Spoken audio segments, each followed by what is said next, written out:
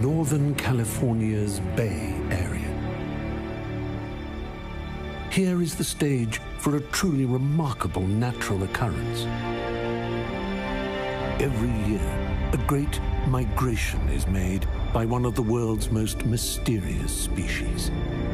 To reach this utopian destination, these unique mammals will instinctively embark on a nomadic journey from all corners of the world.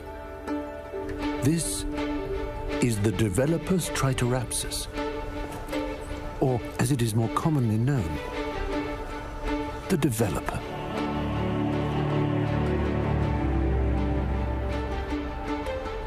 11.5 months of hibernation has taken its toll, and the sun is harsh as these nocturnal cave-dwelling creatures must greet daylight.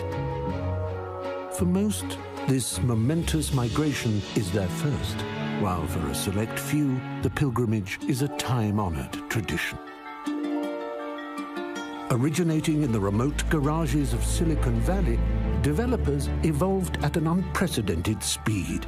To understand how, we must observe them here, in their sacred temple. And so, it begins. As developers congregate at the event, access to the herd can be hard to come by. For some, blending in is easier said than done. To distinguish themselves, developers identify each other through decorative tribal symbols. These extraordinary plumages are designed to entice and attract. Here, a pack of rogue younglings at play. The safety of numbers allows them to...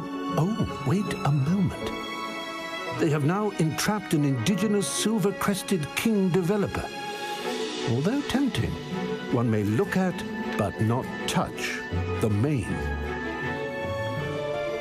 The feeding frenzy at the great gathering. Moving in like a pack of famished piranhas, this frugal breed will spare no morsel. Those who can pull rank on prime cuts. The event culminates in what is known as the Keynote. As the doors open, a behavioral anomaly can be found. Developers running at full speed, battling to secure a coveted front row seat. Following the ceremony, the latest beta software is unleashed. Its nature at its cruelest. Only the strongest apps will survive. The many languages of the developer are a mystery to modern science. Just look at these letters, symbols, formulas, and mumbled jargon. Only these enlightened shamans can decode their true meaning. The creative bonds formed during the Great Migration will enable these geniuses to unlock our future world. The developer is, no doubt, a species scientist will continue to study for millennia.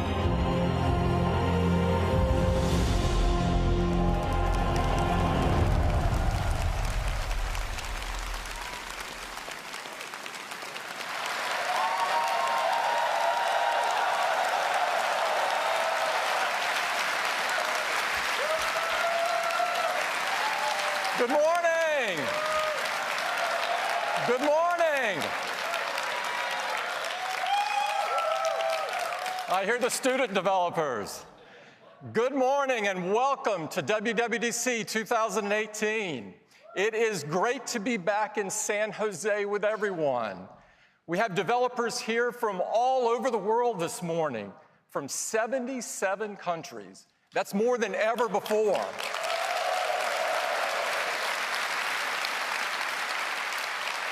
And I couldn't be happier to announce that we now have over 20 million Apple developers around the world. That's more than ever before. We've got 6,000 folks in the hall this morning. Welcome. And many millions more watching online. Now, the way that developers get to share their amazing work is through the App Store.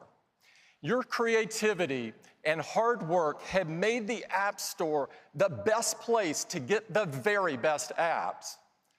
Next month, the App Store turns 10.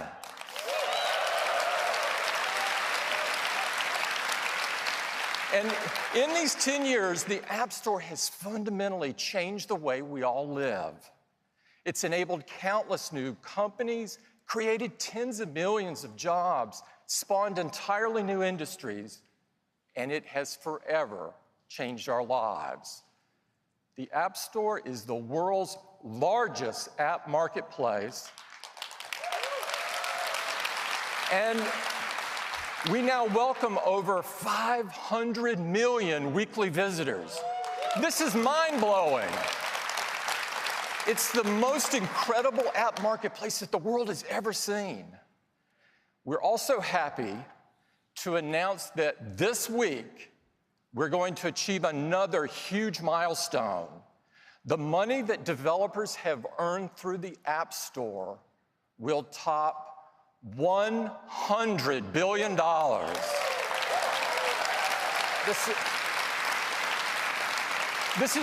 This is beyond remarkable. The App Store is clearly the best place for you to be rewarded for your hard work and creativity.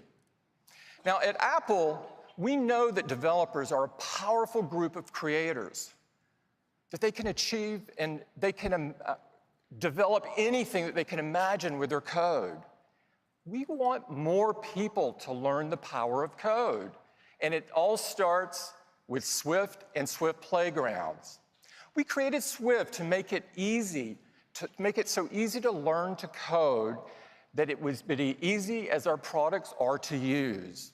Swift is extremely popular. In fact, it's the fastest growing programming language out there. Now, Apple developers are already using it in huge numbers. In fact, over 350,000 apps have been written in Swift on the App Store. Now, we believe that coding is an essential skill and believe it should be offered by every school in the world. Now, learning to code has so many benefits. It develops problem-solving and critical thinking skills. That's why we created Everyone Can Code, with free teaching and learning resources so that everyone could learn to code. It's been so successful and is now available to tens of millions of students around the world. Just imagine what this new generation of coders will create. Whatever it is, I'm sure that it's going to change the world. At Apple, changing the world and making it a better place is what it's all about for us. We aim to put the customer at the center of everything that we do. That's why, together with you, the developer community, we're working hard to provide new and better experiences for our customers to help them live a better day. And these experiences, of course, are expressed through our 4 amazing platforms. Today is all about software, and we've got some very exciting updates across all 4 platforms. We're going to get started with iOS. iOS embodies our philosophy of putting the customer at the center of everything that we design. Every year, we deliver a major iOS update that brings awesome new features that will impact the world. To tell you all about what we have planned for this year, I'd like to introduce Craig Federighi. Craig. Hey, good morning. All right. Well, our next big release of iOS is, you guessed it, iOS 12. Now, our customers, of course, are going to receive iOS 12 as a free software update. Now, it's easy to forget now, but iOS pioneered this approach of helping you get more out of the device you already own through free updates. And some of those updates have been really quite profound, like the App Store, giving us a whole new way to discover and download apps, It itself was delivered via software update, as were the folders we used to organize those apps. And can you imagine living without Find My iPhone or iMessage with its end-to-end securely encrypted messaging, or the revolution in iPad productivity with slide over, split view, and drag and drop, or AR, changing the way we interact with the world around us, all delivered via software updates. And of course, we want to get these improvements to as many of our customers as possible.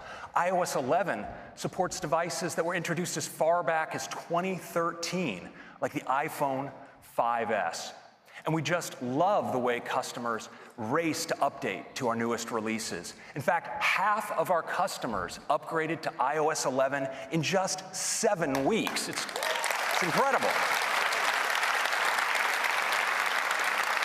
Now, as we stand here today, 81% of our over 1 billion active iOS devices are running our latest release.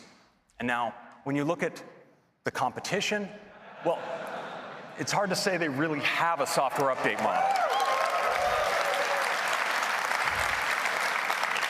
So iOS has the fastest adoption of any operating system. But what's much more important to us is customer satisfaction. And we're thrilled to report that customer sat for iOS 11 is at 95%.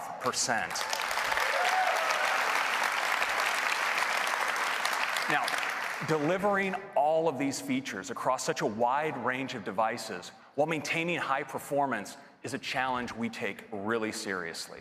And so for iOS 12, we are doubling down on performance.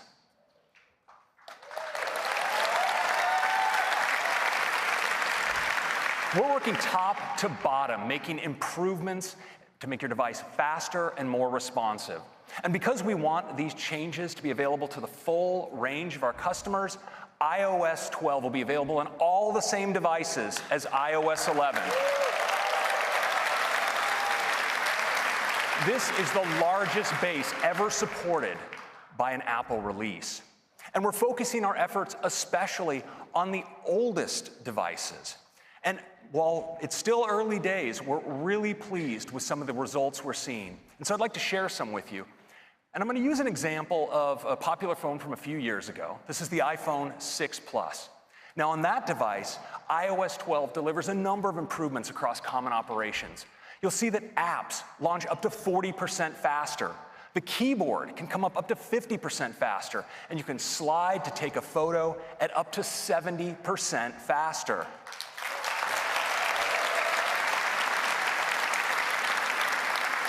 Now, our deepest focus this year is optimizing the system when it's under load. And that's where you need performance the most and where iOS 12 really shines. Now, we've put iOS 12 through our stress test, and we saw in those conditions Share Sheet coming up twice as fast and apps launching twice as fast. These are big, big improvements. Now, this took changes, thank you very much. This took improvements in many, many places in the system. And I want to highlight just one, and it starts with the silicon. You know, our tight collaboration with our chip team has enabled us to optimize iOS across the full range of our A-series silicon. Now, CPUs traditionally respond to increased demand for performance by slowly ramping up their clock speed. Well, now in iOS 12, we're much smarter. When we detect that you need a burst of performance, like when you begin scrolling or launching an app, we ramp up processor performance instantly to its highest states, delivering high performance, and then ramp it down just as fast to preserve battery life. Now, these are just some of the improvements that are coming to not just our older devices, but the full range of devices. And that's a quick update on performance.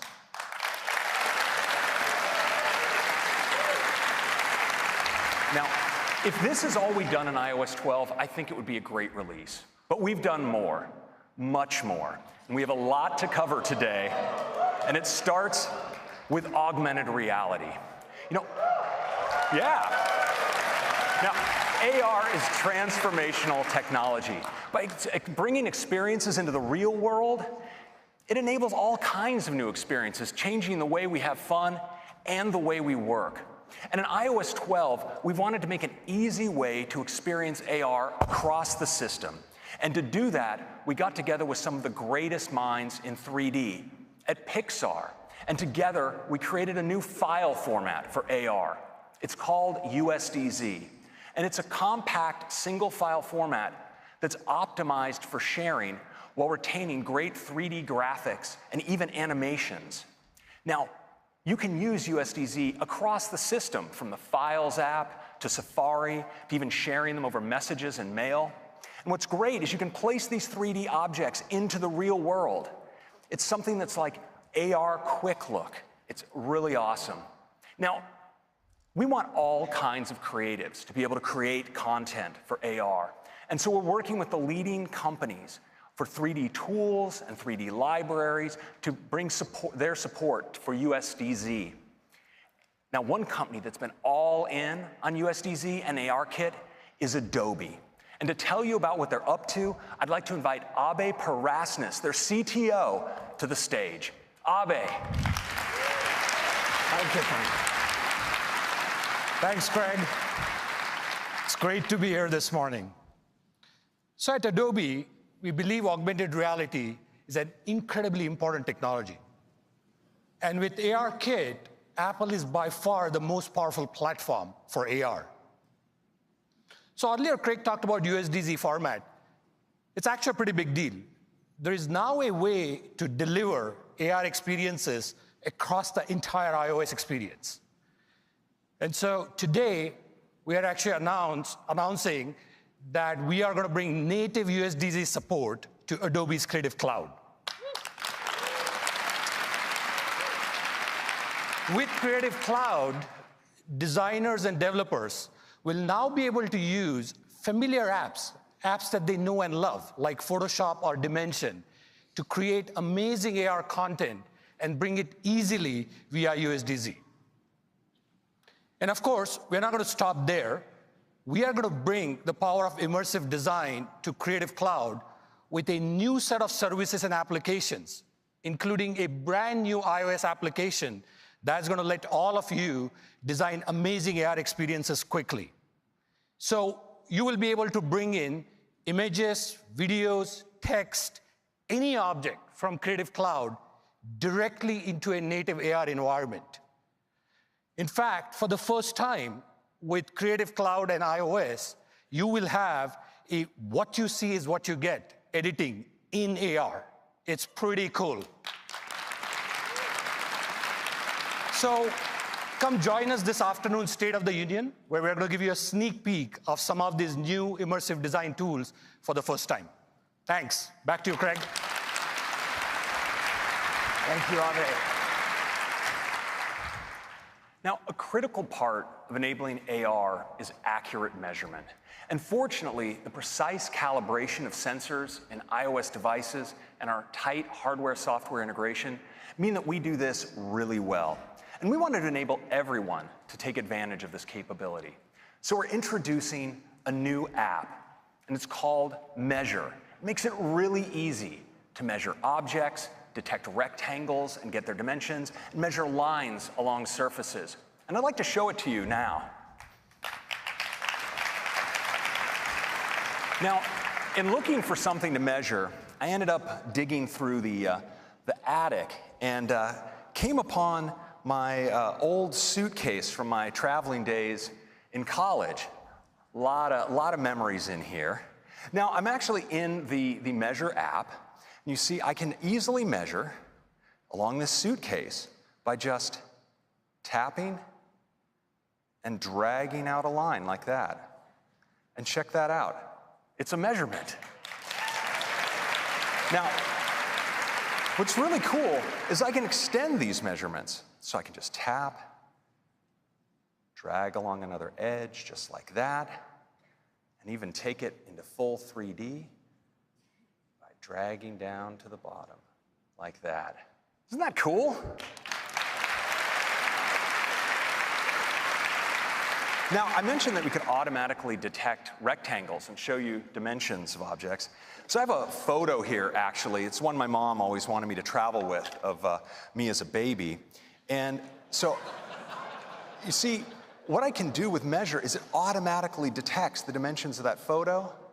I can just tap and get, oh yeah, cute little baby, wasn't I? And you can get measurements just like that. It's really fantastic.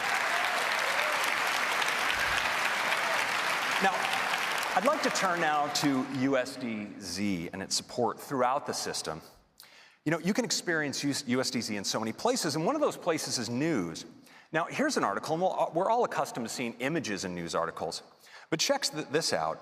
Here you see a USDZ asset, and I can just tap on this little 3D control and jump right in and experience it. You can see the amazing animations that are possible, and of course, it's fully interactive. So I can zoom in and pan. Isn't that amazing? Now, USDZ is also great in the web. So here I am at the Fender website, and they actually let you configure your guitar with the kind of finish and pick guard that you want. So I can select a configuration option here, and then I can see the guitar I've configured. So I'm just gonna tap in. Of course, I can see the guitar here, but wouldn't it be cool if I could see it in the real world, in its real size? Well, there it is. Check that out. I think I'm going to capture that for posterity. And that's a quick look at USDZ and Measure in iOS 12. Next, thank you. Next, I'd like to talk about the key technology behind these augmented reality experiences, and that's ARKit. ARKit opens up the world of AR to hundreds of millions of users, making it the world's largest AR platform by far. And we're on a relentless pace of advancement with AR, and that continues today with ARKit 2. ARKit 2 delivers advances with improved face tracking, more realistic rendering, and support for 3D object detection and persistence, which enables launching into AR experiences associated with a particular object or physical space, like starting a game built around a physical toy, or having a physical classroom serve as the foundation for a lesson that was authored in AR. But probably best is the support for shared experiences. Now, this delivers true multi-user augmented reality. You and the people around you will be able to see your own perspective on a common virtual environment. And to help all you developers get started, we created this sample app written in Swift that you'll all be getting today.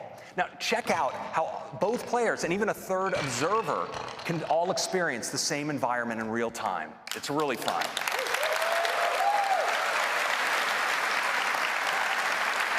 Now, we've also brought in a select few developers into our labs over the last couple weeks to work with ARKit, and they love it. Now, one of them is Lego, and what they've done is so fun, you just need to see it. So I'm pleased to invite Martin Sanders, Director of Innovation of Lego, to the stage to give you a live demonstration. Martin. That's great, thank you very much. Creating and playing with physical Lego sets brings great joy to millions of children and Lego fans all over the world. And now, with ARKit 2, we get to expand those creative possibilities like never before and take things beyond the physical. What we try to do is combine physical and digital together to really open up those creative play possibilities. Because our Lego sets are really the start point for all of those children's imaginations. And when we get a chance to really embed ARKit 2, it takes it to the next level. Let me show you what I mean. Here we have Assembly Square. It's one of our Lego creator sets. And already it has so many great details, it's awesome to play with. But wouldn't it be great if we could take things even further? Well now, with 3D object detection, we get to recognize our models and bring them to life.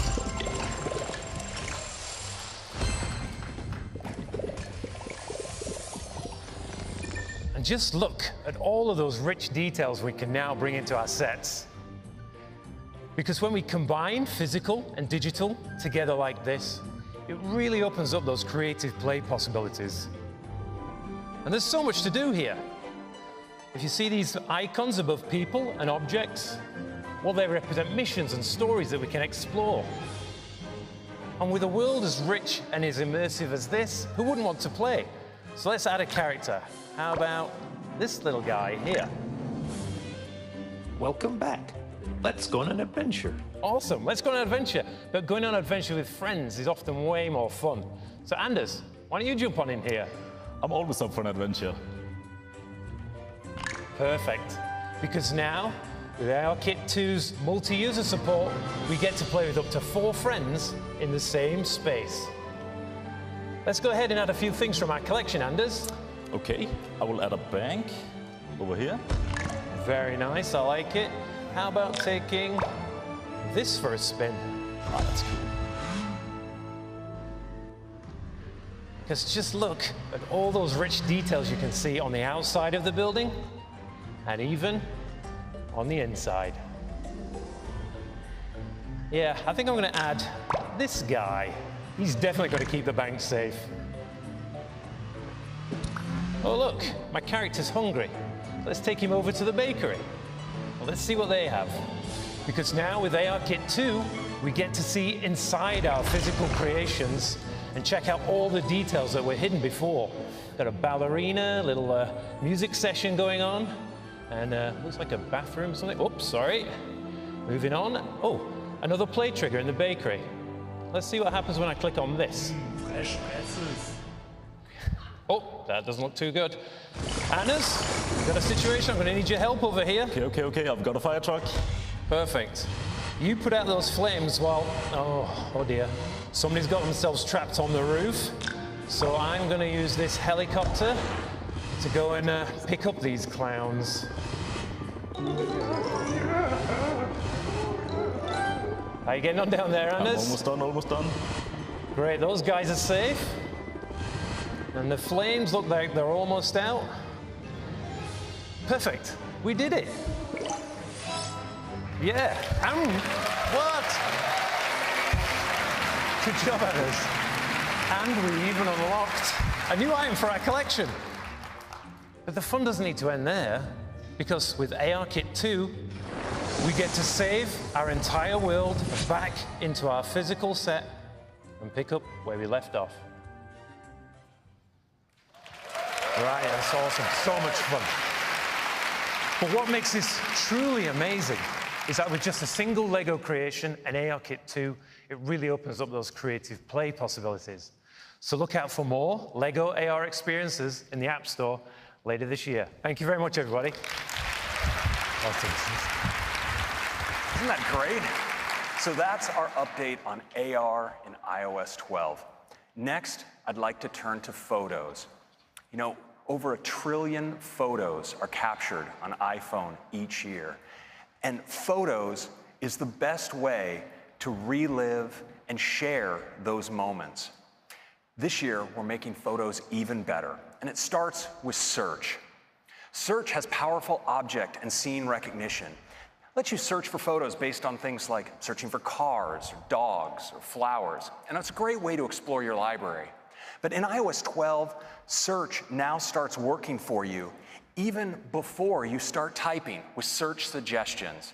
It'll highlight things for you like key moments and people that are important to you, places where you've taken some great photos, and even categories of photos like hiking and water sports. And search is much more powerful than ever. You can search for places by business name. So you could search for SF MoMA or even a broad category like museum. And Photos indexes over 4 million events by time and place, things like sporting events and concerts. And so you can search for them and find photos you took at those events. And search is super powerful. You can now search for multiple search terms like surfing and vacation, and even get suggestions for additional search terms to help you find exactly what you're looking for. And now in iOS 12, we have an all-new tab. It's called For You. And with For You, you have all of your memories, those great memory movies, but more, like featured photos, highlighting a photo that you took on this day in past years. And effect suggestions, for instance, suggesting looping a live photo or applying a new portrait effect to one of your portrait photos.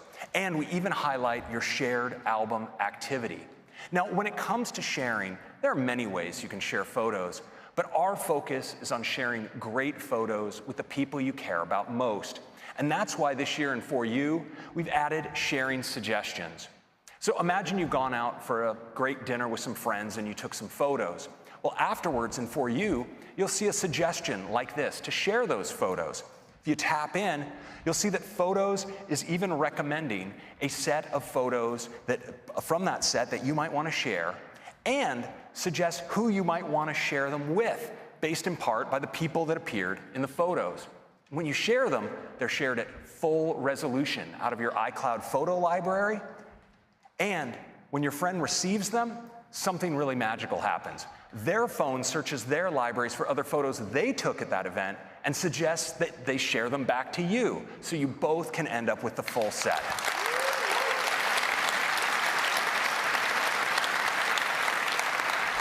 Now, this is built around iMessage, so of course it's private using end-to-end encryption, and all of those smarts are done with on-device machine learning. So that's your quick update on Photos in iOS 12. And next, let's turn to Siri. Now, Siri is by far the world's most used digital assistant, with over 10 billion requests processed per month. And because Siri works across all your devices, it's always there to help you through your day getting things done. Now, we all know that Siri works with many third-party apps for things like messaging, ride-sharing, and payments. But we wanted to make Siri able to do much more for you. And we're doing that by taking advantage of the power of apps with a new feature we call shortcuts. Now, with shortcuts, any app can expose quick actions to Siri. Let's look at some examples. Now, say you have the Tile app because you're always losing your keys. Well, the Tile app can expose the option to add a shortcut to Siri. You can assign your own phrase, such as, "I lost my keys," would be a good choice. And when you then say it, Siri will automatically activate Tile and show you right in the Siri UI, start ringing your Tile just like that. It's really great. Of course, there's so many uses for this kind of thing. You could say game time to get your team's schedule from TeamSnap, or help me relax to kick off a meditation, or order my groceries to order your usual. You know, with millions of apps, Shortcut enables incredible possibilities for how you use Siri. Now, as you know, Siri is more than just a voice. Siri's working all the time in the background to make proactive suggestions for you, even before you ask. And now, with shortcuts, Siri can do so much more. So for instance, let's say you order a coffee every morning at Phil's before you go to work. Well, now Siri can suggest right on your lock screen that you do that. You tap on it, and you can place the order right from there. Or if when you get to the gym, you use Aptiv to track workouts, well, that suggestion will appear right on your lock screen. And this even works when you pull down into search. You'll get great suggestions, like say you're running late for a meeting, well, Siri will suggest you text the meeting organizer. Or when you go to the movie, suggest that you turn on Do Not Disturb. That's just being considerate.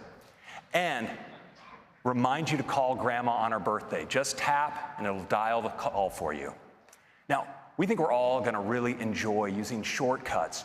And so we went a step further. We wanted to let you create your own shortcuts as users of multiple steps across multiple applications. And we're doing it with a new Shortcuts app. So with the Shortcuts app, you could do something like create a shortcut for surf time. And it could go get you the surf report, look up the current weather, get you the ETA to the beach, and even create a reminder for you to put on sunscreen when you get there. Now, it's all done with simple drag and drop steps in the Shortcuts editor right here. It's really easy. Now, to show you how shortcuts can streamline your day, I'd like to invite one of our leaders from our Siri Shortcuts project, Kim Beverett, to the stage to give you a live demo. Kim.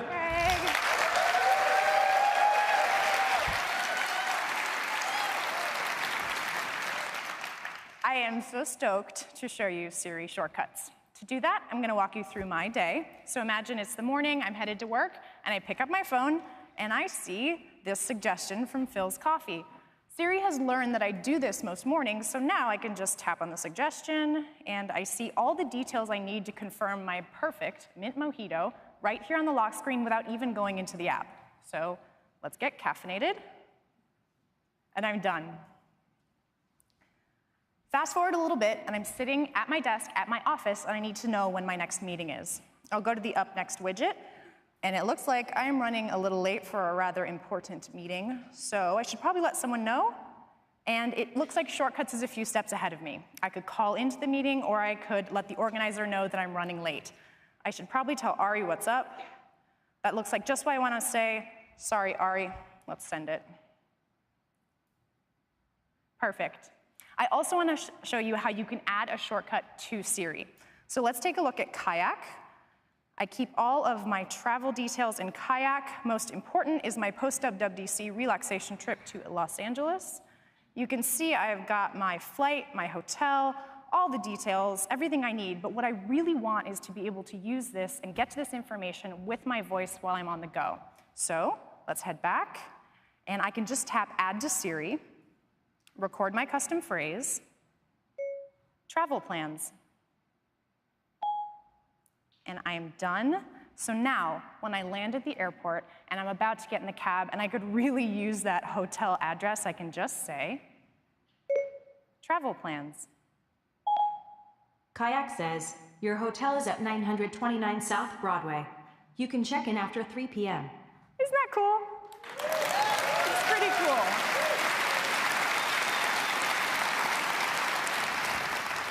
So I would love to be on that vacation, but I should, I don't know, probably finish this demo. So let's head back to work, and I can show you how the Shortcuts app can help me with my commute home.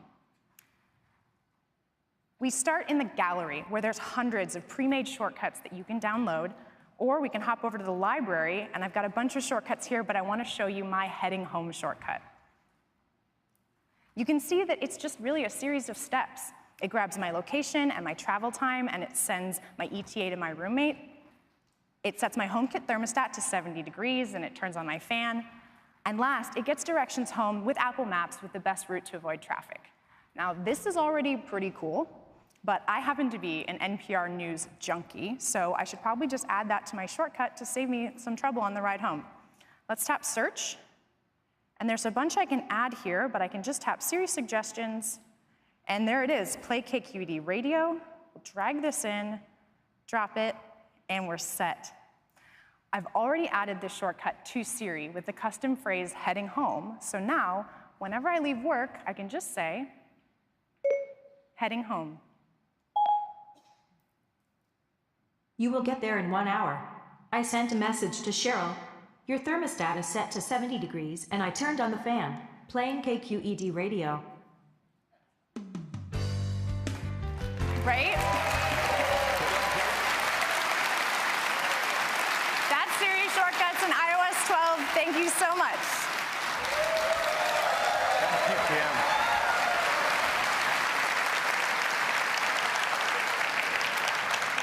And that's Siri Shortcuts. It works on iPhone and iPad, and of course, you can run your shortcuts from your HomePod and your Apple Watch. That's your quick update on Siri. Next, let's talk about apps. And to tell you about the latest, I'm going to hand it off to Susan. Susan. Hello. Thanks, Craig, and it is so great to be here. I'm excited to tell you about some great updates in some of our most popular apps, starting with one of my favorites, News. So, News is a personalized feed where you can see all the stories you want to read pulled together from trusted sources. And our top stories are handpicked by the Apple News editorial team to make a great collection of curated content. With our new Browse tab, you can discover new channels and topics, and we've made it even easier to jump to your favorites, because that's why they're your favorites, right? News shines on the iPad.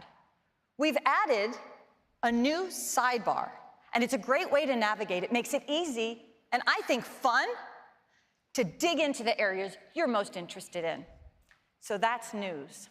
Now, we've completely rebuilt the Stocks app, and it's got a beautiful new design. Of course, you can still see the stock prices and the changes at a glance, but we've added spark lines, those little charts, that show the stock performance throughout the day. And that's cool, but are you ready? We are so excited to announce we're bringing Apple News to Stocks. I'm really excited about that. And the top stories in Stocks features business news, right? Curated by the Apple News editors. It's pretty terrific. You can tap on any stock to get a more detailed view, so you can see an interactive chart that now includes after-hours pricing. And you see relevant headlines from Apple News curated by our Apple News editors. So it looks great. And if you tap on one of those headlines, you'll see the full article without leaving the app. And of course, it's formatted to look gorgeous on the iPhone. Now, with iOS 12, we're bringing Stocks to iPad. It's pretty great, and we take advantage of the larger display so you can keep your eye on your stocks on the left while you browse through your financial news. It's a pretty great experience. Next up, voice memos. We've also completely rebuilt voice memos to make it even easier to use. And we're bringing voice memos to the iPad for the first time. Importantly, we've also added iCloud support, so your recordings stay in sync across all your devices. We think iPad users are just gonna love this. And we think that iBooks is the best way to discover and experience ebooks, as well as audiobooks. And with iOS 12, we're introducing an all-new design. And we think the update is so great, we're calling it Apple Books, a new name. Very dramatic. We dropped the I. Apple Books has some great new features. For example, Reading Now, with a preview that makes it really easy for you to pick up reading right where you left off. And there's so much more, including a stunning new store that makes browsing through your ebooks and audiobooks better than ever. We love these updates, and we think you will too. But we also have a smart and safe way to use your apps in the car. I think you know I'm talking about CarPlay. CarPlay already supports third-party audio and voice messaging, voice calling and messaging apps. You probably know that. But what you might not know is with iOS 12, CarPlay will also support third-party navigation apps.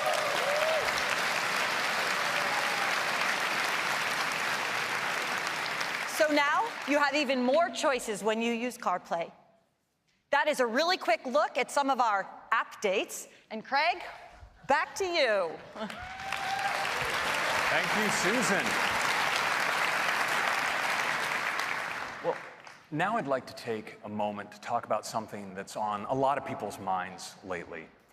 You know, iPhone and iPad are some of the most powerful tools ever created for learning, exploring, and keeping in touch. But some apps demand more of our attention than we might even realize.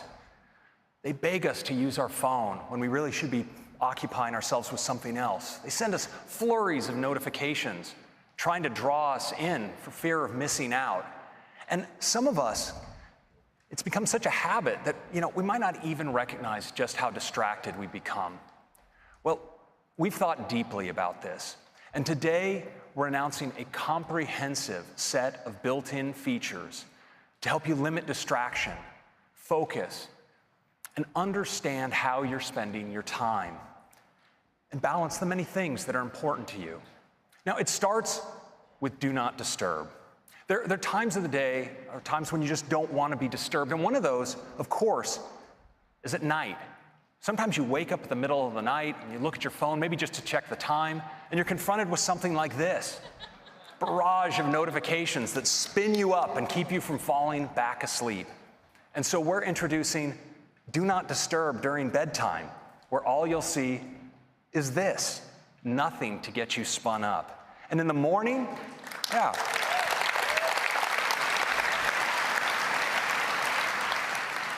In the morning, when you wake up, you're gently eased into your day. You can tap when you want to start confronting those notifications.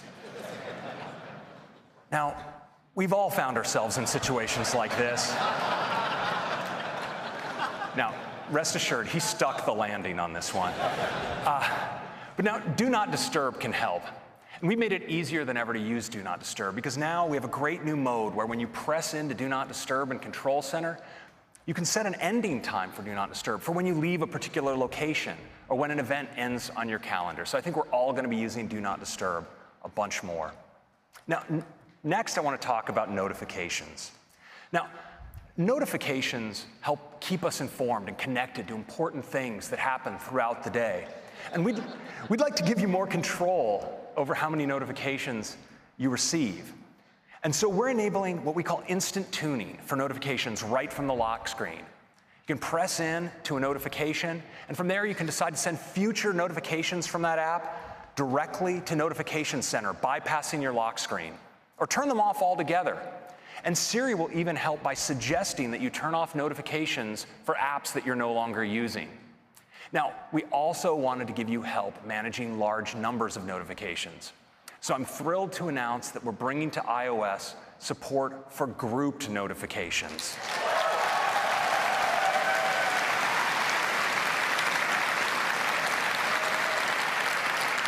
Notifications are grouped not just by app, but also by topic and thread. It gives you a great overview of the notifications you've received.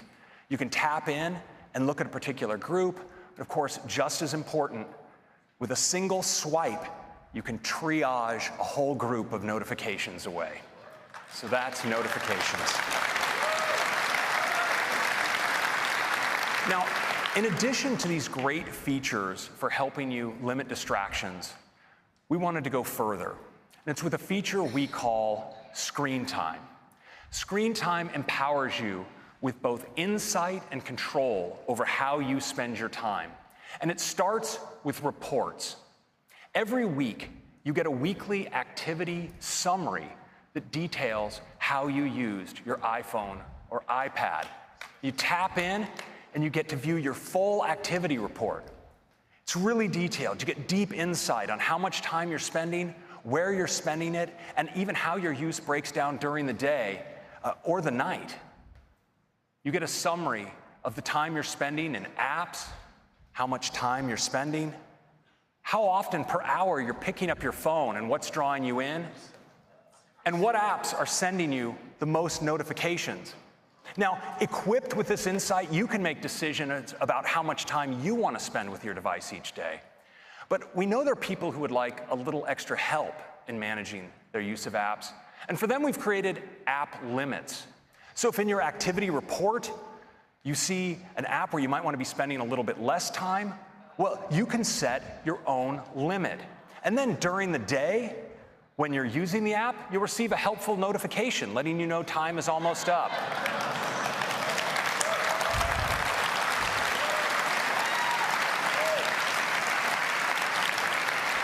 And once you've reached your limit, instead of the app, you'll see this. It's time to move on. Now, we'll let you grant yourself an extension if you want, but we'll give you a reminder later to move along. Now, this is also in sync across your iPhone and iPad, so your limits apply to your total usage. And we think this is going to be helpful for many people, but especially for some kids. And we know this is something that can help families achieve the right balance for them. And of course, it starts with providing your kids with great information, so they get an activity report of their own. But as a parent, you get one as well on your device. And based on what you see, you have the option of creating allowances. And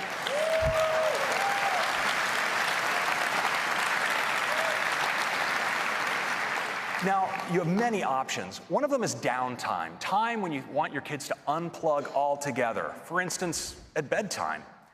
And you can also limit your kids' time in apps by category or by individual app.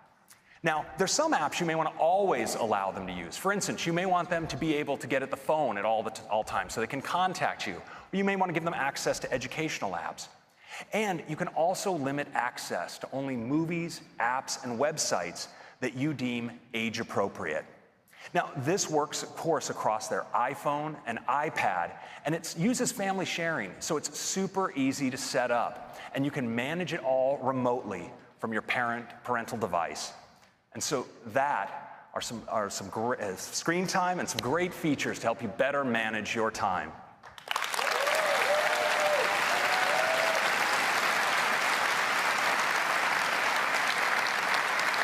Now, next, I'd like to talk about one of the most important uses of our devices, and that's communication. And we'll start with messages.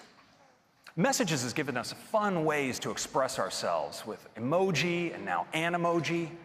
And one of the things that make Animoji so fun is how expressive they are. You know, from smiles to frowns to nods of the head and blinking of the eye. Animoji do such an amazing job tracking our expressions. And this year, we're taking Animoji to a whole new level with a breakthrough new technology we call tongue detection. That's right. Now you can make your favorite Animoji do this. We're all going to be sticking out our tongues to our phones in the near future. Now, we're also introducing some great new Animoji that I think you're all going to love, like ghost, koala, tiger, and T-Rex.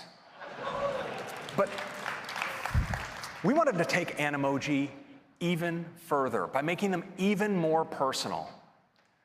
So I'm thrilled today to announce the arrival of the era of Memoji. That's right. With Memoji, you can create your very own personalized Animoji.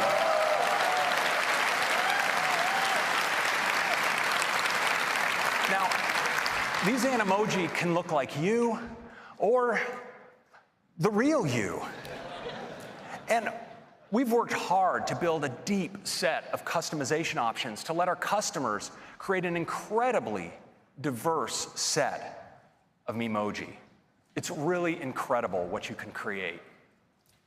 And we've designed a beautiful new experience to create these Memoji that makes the process fun and easy. Now, to tell you more about it, I'd like to invite one of the managers of our messages and Animoji features, Kelsey Peterson, to give you a live demo. Kelsey. Good morning. I cannot wait to tell you what's new with messages. Let's get started with Animoji. First, you need to meet the newest members of the team. We've got a new cat in town, our tiger. She's so cute. And now, my personal favorite, the koala. Oops. Just getting excited, scrolling through here. They can't all be cute and cuddly, though, so here's our T-Rex. And we have our very own friendly little ghost. So much fun. And if I swipe right, here's where I can create my very own Memoji. Let me show you just how easy it is. I recently chopped my hair, so I want one that matches the new me. So I've selected a skin color, and now I'm trying to figure out just the right amount of freckles. It's a real Goldilocks scenario.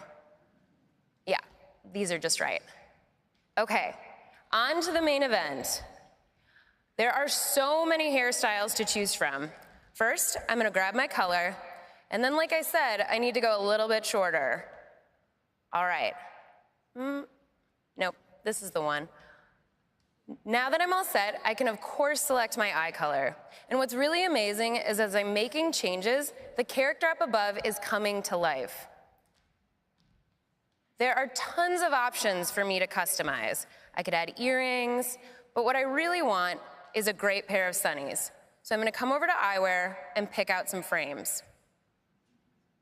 Maybe not for today. I think I need 2 lenses. These are the ones. Now that I have frames, I'm going to tint my lenses to make a great pair of sunglasses.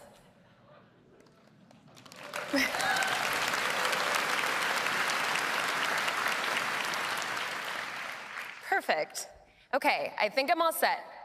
I'll tap done, which saves my brandly created Memoji right here into the drawer alongside the rest of my team. And that's how simple it is to create your very own Memoji.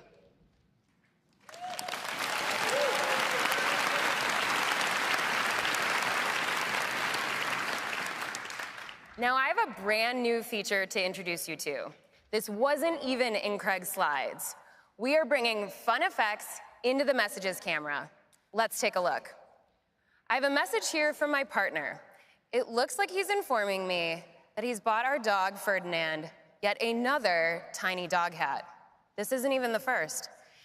I think this is the perfect opportunity for a response with this new fun camera. So I'll tap to pull up the camera, and then I can see this little star over here on the left. Tapping on that gives me a strip with all sorts of new effects. So I could add things like shapes or text. But let's check out these filters. Ooh, so this is comic book. It's really fun. But for a response about a tiny dog hat, I think I'm gonna go in a different artistic direction. So what I really need to do is add a sticker from one of my favorite sticker packs. Ferdy looked really excited about that new dog hat, so I'm gonna put him right here. And now we have an all-new way for you to use Animoji. I can apply my favorite Animoji right here, live.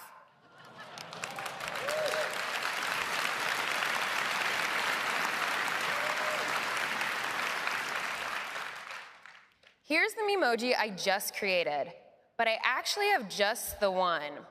It's of me in a very similar red hat, which is kind of perfect for twinning with my pup. So I'm gonna set up my shot, snap, and send. And that's a demo of the fun new effects and messages. Back to you, Craig.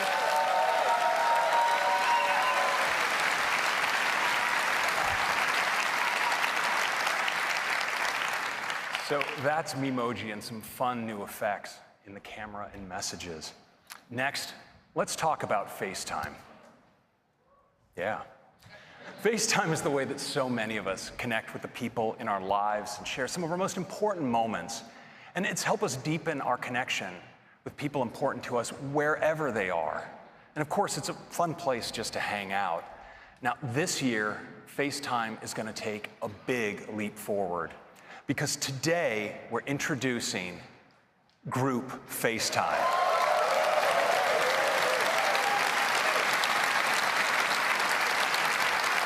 Now, you'll be able to FaceTime with 2 people, 3 people, actually up to 32 simultaneous participants. Now, setting up a group call couldn't be easier.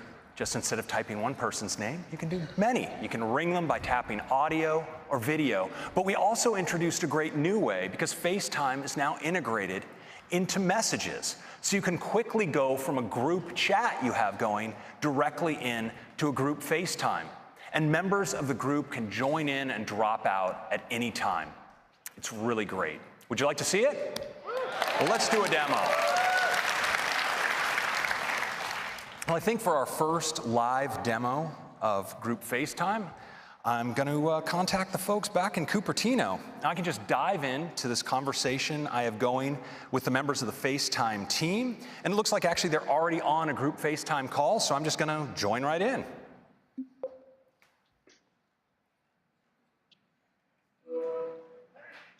Hey, everybody. Hey, Craig. Check it out. So it's this beautiful FaceTime UI. We have these big, gorgeous tiles right up front where you see some of the leaders of the FaceTime team. And down at the bottom, there's an area we call the roster that contains everybody else. And of course, I'm right there in the lower right-hand corner. Hey, Craig. Wait, am I on the big screen? Yes, Lauren, this is not a test.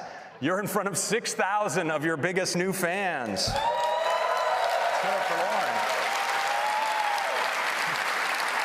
Now, what you probably noticed is when Lauren spoke, her tile automatically got larger to reflect her prominence in the conversation. This is totally automatic. Hey, Roberto, how's it going back there in Cupertino? I'd say it's going pretty well. And Lauren, sorry for stealing your spotlight. So this works, of course, for people in the roster as well. When they speak, they come forward. Hey, Christopher, you ready to make your big entrance? Finally, my moment has come. Hello, world. No. Well done. Now, you can control this too. So if I want to bring Woody front and center, I just double tap. There he is. Now, Woody, your baby is performing admirably here. Thanks, Craig. It's exciting to finally be able to share group FaceTime with everyone. It sure is. Now, we have not only all of this, but we've also brought the fun effects to the FaceTime camera. I can just tap in and I have access to an emoji, filters, and all of my sticker packs. And everyone else on the call can apply them too. Wow, now this is the future. Hey, Craig, check this out. I'm a comic book koala, something I've always wanted to be. I'm glad you've finally been able to express that side of yourself, Roberto. Hey, Tim, is that you? Yeah, it's me. I signed up to help test FaceTime. All right. Well, thank you, Tim. Every little bit counts. Happy to help, and thanks to everyone on the FaceTime team for making it a reality. I can't wait to start using it every Sunday night to call the leadership team. Looking forward to that, Tim. Of course, what I'm really looking forward to is getting group FaceTime to everyone on iOS 12. Thanks, guys, for a fantastic call. We'll see you back in Cupertino. Bye, Greg.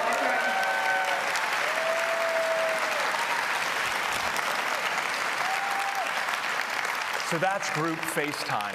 It works on iPhone, iPad, and Mac, and you can even answer in audio on your wrist on your Apple Watch. So that's FaceTime and messages, and this is iOS 12. Improved performance, new AR experiences, Siri suggestions, screen time, Memoji and fun effects in the messages camera, and group FaceTime. I hope you like it. I'm going to hand it back to Tim. Thank you. Thank you, Craig. iOS 12 looks fantastic, and we can't wait for everyone to get their hands on it.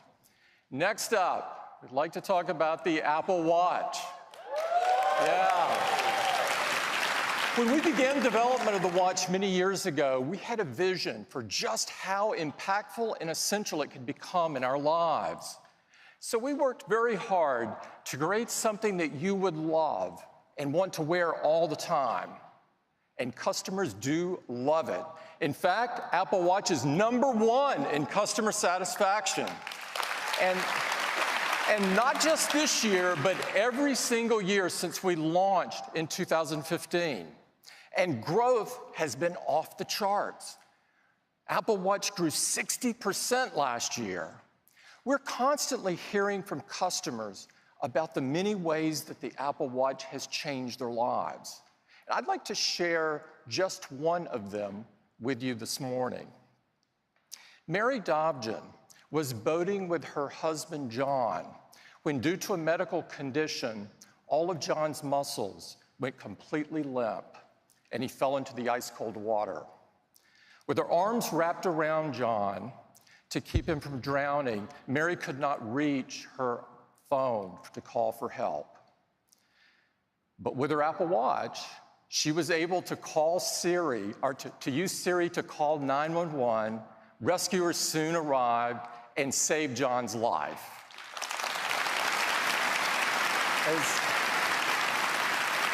As Mary told us, if it wasn't for my Apple Watch, he really would not be here today. This is just one of the many stories that we've heard about how Apple Watch is impacting people's lives. They range from getting people to be more active, to helping users live a healthier life, or even to alerting users to an elevated heart rate. Apple Watch brings such amazing capabilities right to the wrist. And of course, at the heart of this is watchOS. We're excited to introduce watchOS 5 today, which brings even more ways for you to stay active and connected. And I'd like to hand it off to Kevin Lynch to tell you all about it. Kevin?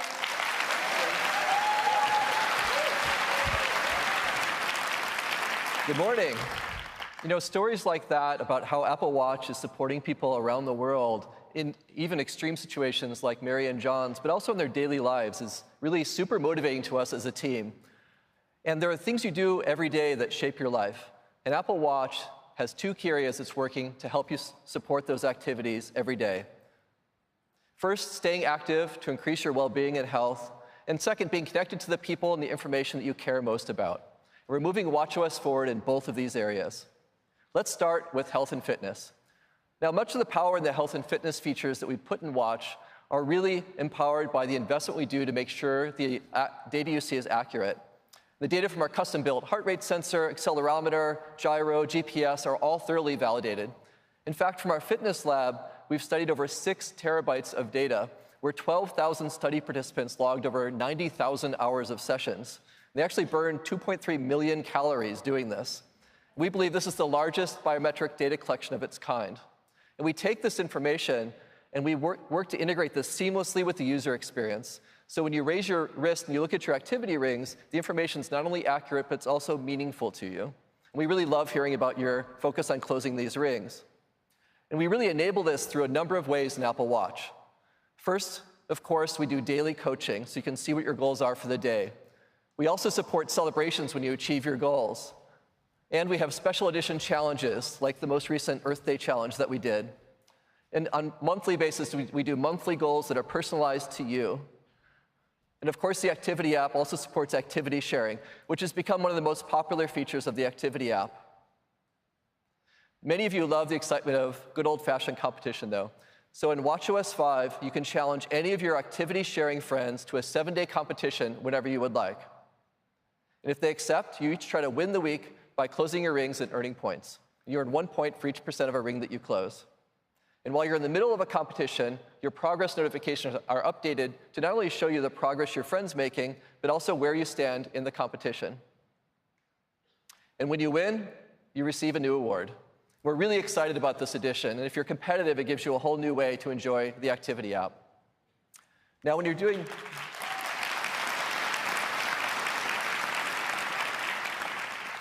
do want to go do a workout, there's a lot of workout types you can choose from. And they all have custom algorithms to measure things like calorie burn, pace, distance, elevation gain. And when you're swimming, it even counts laps and detects what swim strokes you're using. And with GymKit, your metrics are in sync with your favorite gym equipment. And we're really excited to bring more enhancements to workouts in watchOS 5, starting with a new workout type for yoga. Now, this works primarily from your heart rate. And we calibrate this to your fitness level through the rest of your day. So now you can more accurately track those yoga sessions, including those intense vinyasa sessions. Now, we've also added a new workout type for hiking. This takes into account pace and heart rate and elevation gain, so you can more accurately get exercise credit while you're hiking in steep terrain or really long stages. And Apple Watch has become a really great running companion, especially now that we've added GPS and cellular and music streaming. We're making this an even better experience now for training runs and races. In addition to current and average pace, you now have the option to keep track of your rolling mile pace, which is how fast you ran the immediately preceding mile. You can also now set a custom pace alert, so your Apple Watch will tap you when you're above or below the pace that you've set. And finally, runners will now get cadence, so you can see your current steps per minute. We're really excited for runners to try these out. Now,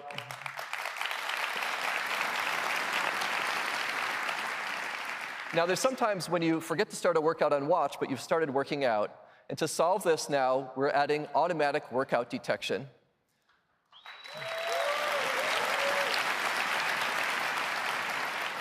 So your Apple Watch will now offer to start tracking a workout if it senses that you're beginning one. And even if you press start sometime after you began working out, you'll get retroactive credit for the workouts that you did.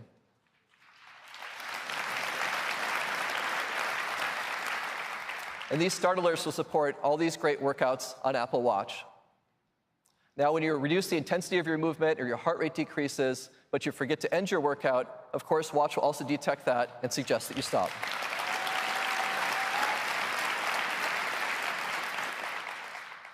So all these new features, activity competitions, the new yoga and hiking workout, new features for runners and automatic workout detection are all enabling you to more accurately track your workouts and stay motivated while you do.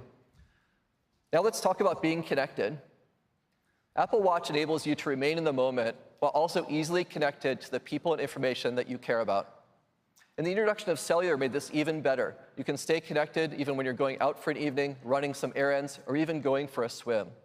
Or stay in touch when your phone might not be easily available to you. And staying connected with people you love is something that our customers love about Apple Watch. You can easily make or receive a phone call, and you can hear the emotion and tone on the other end of the voice as you talk in real time. Or you can use messages to have impromptu, short conversations with loved ones in a message thread. In watchOS 5, you'll have an entirely new way to communicate on your watch. That's real-time voice, but with the spontaneity of short messaging. Did you steal my chips? Maybe. I cannot wait till you go to college. Introducing Walkie-Talkie.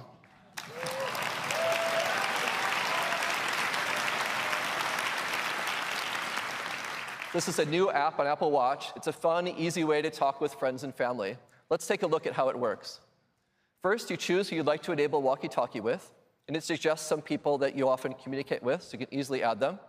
Now, the first time that you do this, your friend will receive a one-time request to allow a walkie-talkie connection with you. If they accept, then you can speak to each other with walkie-talkie whenever you like. And to do this, you just press to talk, and then your friend can hear your voice just like a walkie-talkie. And they're going to feel a haptic and hear a beep-beep sound right before your voice comes out. And this new watch-to-watch connection works over cellular or Wi-Fi. It has really high audio quality, and it's a lot of fun. We can't wait for you to try this out. That's walkie-talkie.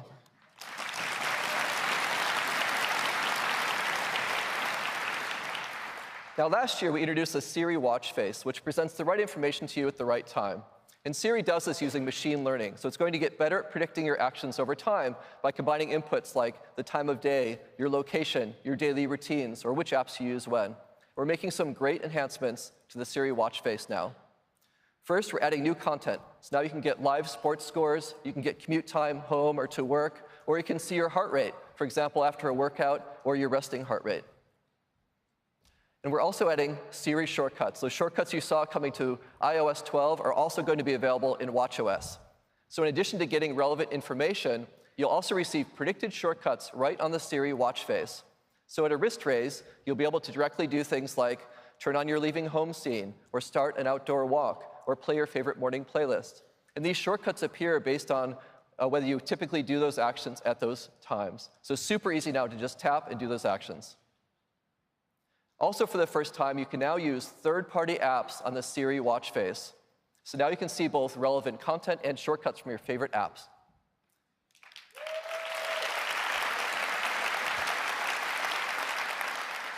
So if you always go running with Nike Plus Run Club at a certain time, or you're logging your meals with Lose It, or you use Citymapper to find your commute home, you just raise your wrist and tap. It's that easy. So new content, support for shortcuts, and third-party apps making for an even more powerful Siri watch face.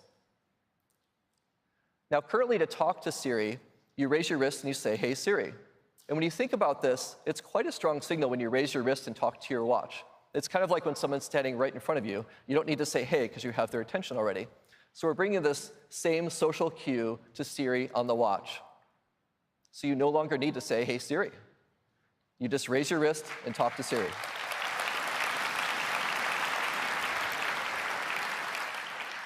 Now, we're also bringing a number of improvements to notifications, which are now more actionable and interactive.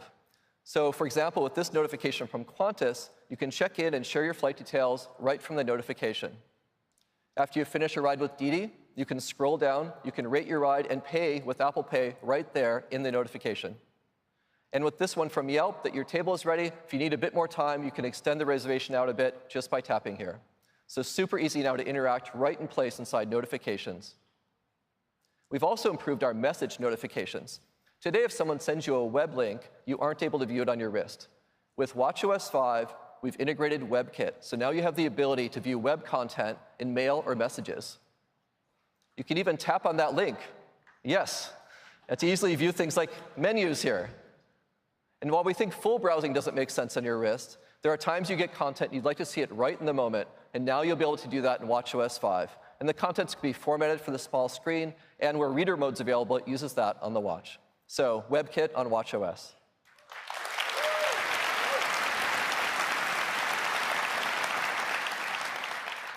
Now, with watchOS 4, we introduced an entirely new way to listen to music while you're on the go. You can stream 48 million songs on your wrist with Apple Music, or you can listen to automatically synced and curated playlists. And now, with watchOS 5, we're giving you even more to listen to. That's right. The Apple Podcasts app is coming to Apple Watch. Upcoming episodes from subscribed podcasts will be automatically synced to your watch, so you can get them right there. Or you can just ask Siri to stream a podcast for you, and it'll start playing. And playback resumes across all your devices, so you can continue just where you left off. So that's podcasts. Now, those are the great new features coming in watchOS 5 to stay connected with people and information that you care most about. Interactive notifications, web content, new content and shortcuts in the Siri face, podcasts, and of course, walkie-talkie. Now, we'd like to show you this stuff live in action, and we thought we'd increase the challenge a bit in our live demo here today to keep it interesting. So Jules, who helps lead our fitness experiences, is actually going to do the demo while biking.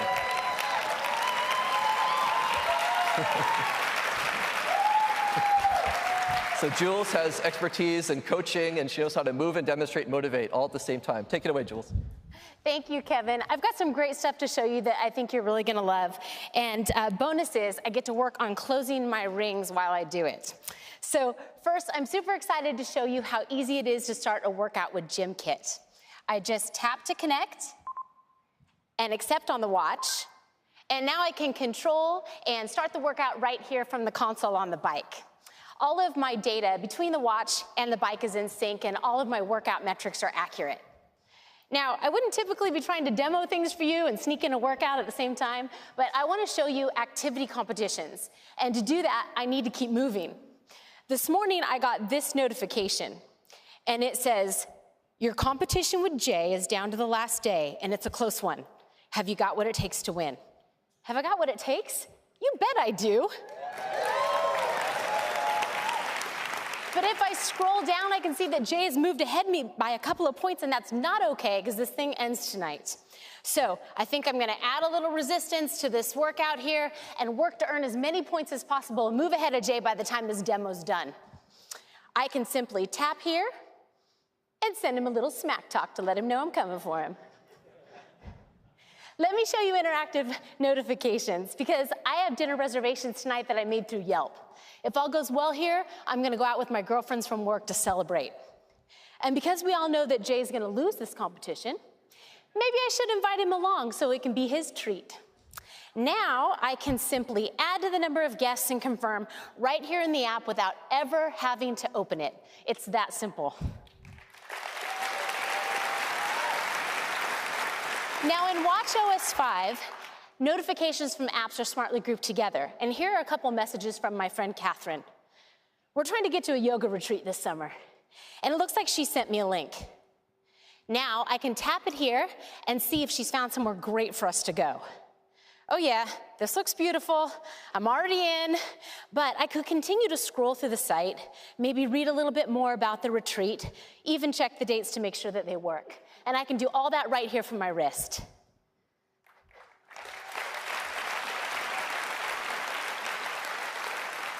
Let me show you the enhancements that we've made to the new Siri watch face. At the top here, you see the workout that I'm in right now. And when I'm ready to get back to it, I can just tap. Next up is Glow Baby, because it's about this time each day that I check the app to see if my husband has logged our one-year-old's nap. Oh, good job, baby. He slept 2 hours. And you parents know that good naps equal good nights, so I'm looking forward to that. All right. As I scroll through my day, I can see my next meeting. I can see traffic and directions to places that I'm going later today. Here's that dinner that Siri found in my calendar. And waiting for me at the end of my day is a shortcut to my evening meditation with 10% happier. Nice.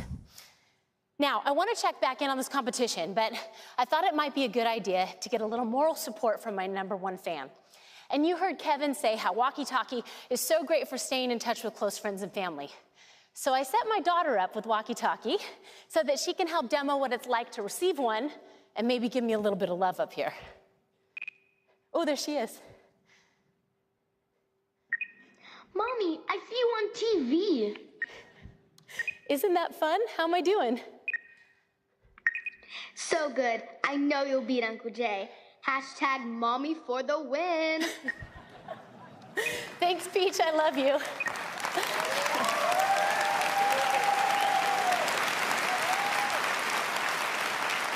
And that's how walkie-talkie works. All right, the time is now to check in on this competition and see if I have done enough to pull ahead.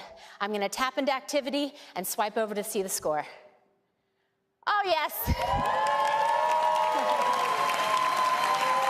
Sorry, Jay, but the day is still young. Thanks, everybody, and back to you, Kevin.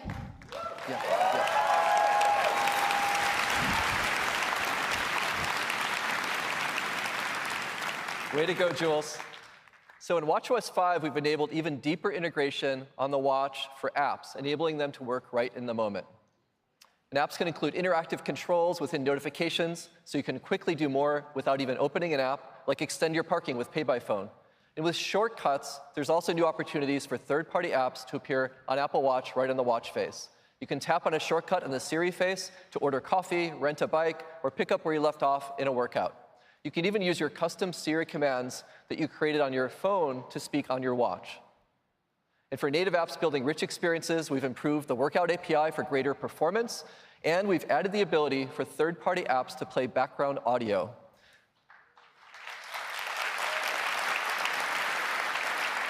This enables you to easily sync things, of course, like audiobooks, favorite playlists, guided meditations, right to your watch, and they'll be able to play continuously in the background.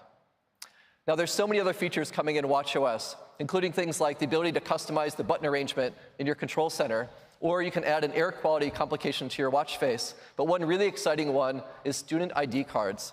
You're going to have the ability to add your student ID card to Wallet on your iPhone and Apple Watch.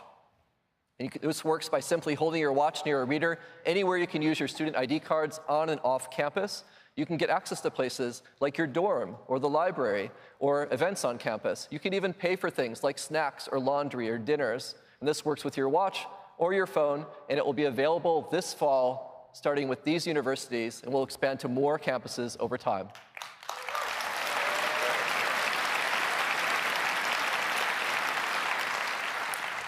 Now, this is also Pride Month, and we're really excited to introduce an all-new Pride Edition watch band.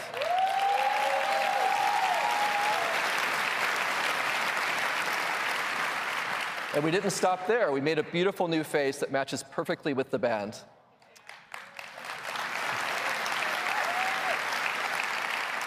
And the face and the band are available today. And if you'd like to use the new watch face, you can choose to add it from the watch face gallery starting at noon today.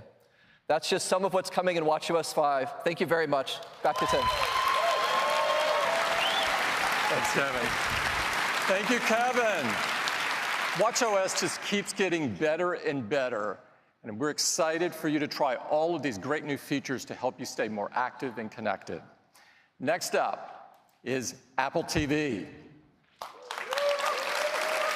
Last September, we introduced Apple TV 4K, and our customers love it.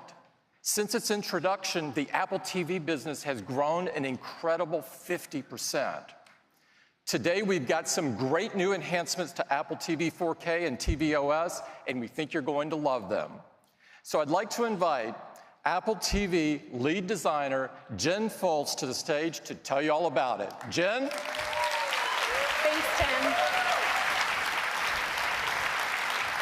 Apple TV is built on an incredible platform, tvOS. And tvOS is built specifically for the living room to make it easy to enjoy your favorite TV shows, movies, apps, and games. Now, as Tim mentioned, last September, we introduced Apple TV 4K, with the goal of bringing the highest quality cinematic experience right to your home. It offers both 4K and high dynamic range, including support for HDR10 and Dolby Vision. Time said the new Apple TV is a high-fidelity powerhouse. And to ensure you can enjoy this beautiful experience with as much content as possible, iTunes offers the largest collection of 4K HDR movies. And we've upgraded your previously purchased movies to 4K HDR for free on all available titles. There are also, thank you, there are also many 4K and HDR TV shows available from popular services like Amazon Prime Video and Netflix. And we know what makes for an amazing cinematic experience is not just great picture quality, it's also incredible sound. So Apple TV 4K is bringing you the latest in audio technology. Dolby Atmos.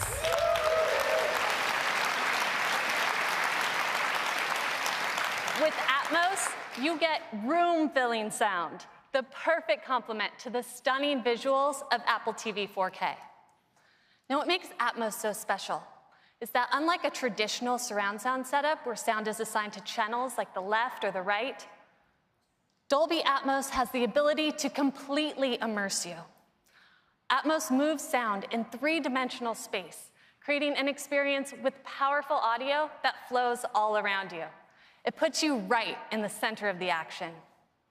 All this with a home theater setup as simple as a Dolby Atmos-enabled soundbar and an Apple TV 4K. In fact, Apple TV 4K is the only streaming player to be both Dolby Vision and Dolby Atmos certified.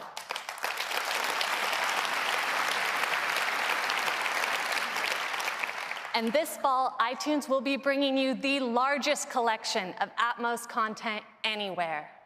And just like with 4K HDR, your iTunes libraries will be upgraded to include Dolby Atmos on all supported titles for free. Now, of course, these movies and so much more are available in the Apple TV app. The Apple TV app is the center of your video experience, a single place to find and watch what you love across your favorite apps. It's on Apple TV, iPad, and iPhone, where you can find not only on-demand TV shows and movies, but also live content, including sports. The Apple TV app now offers a huge range of live sports. And we've added live news to make it even easier to stay current. The addition of live sports and news providers brings the coverage of the TV app to over 100 video channels, giving you a massive selection of content all in one place. With all this, Apple TV is the best box to connect to your TV. And that's now more true than ever, as more and more cable companies fundamentally shift how video gets to your TV. This typical cable box is becoming a thing of the past, as these companies embrace internet-based delivery. And many of them share our vision of Apple TV as the one device for live, on-demand, and cloud DVR content. And we've already started working with partners around the world to make this a reality. In France, we're working with Canal+. Almost a third of French households subscribe to Canal services, and their subscribers can now choose Apple TV to access more than 100 live channels and some of the biggest sports, including the French Open in 4K. In Switzerland, we've partnered with Salt. Salt just launched a new TV service with more than 300 live TV channels, and it's available exclusively on Apple TV. And I'm really excited to announce that here in the US, Charter's Spectrum will be coming to Apple TV late this year.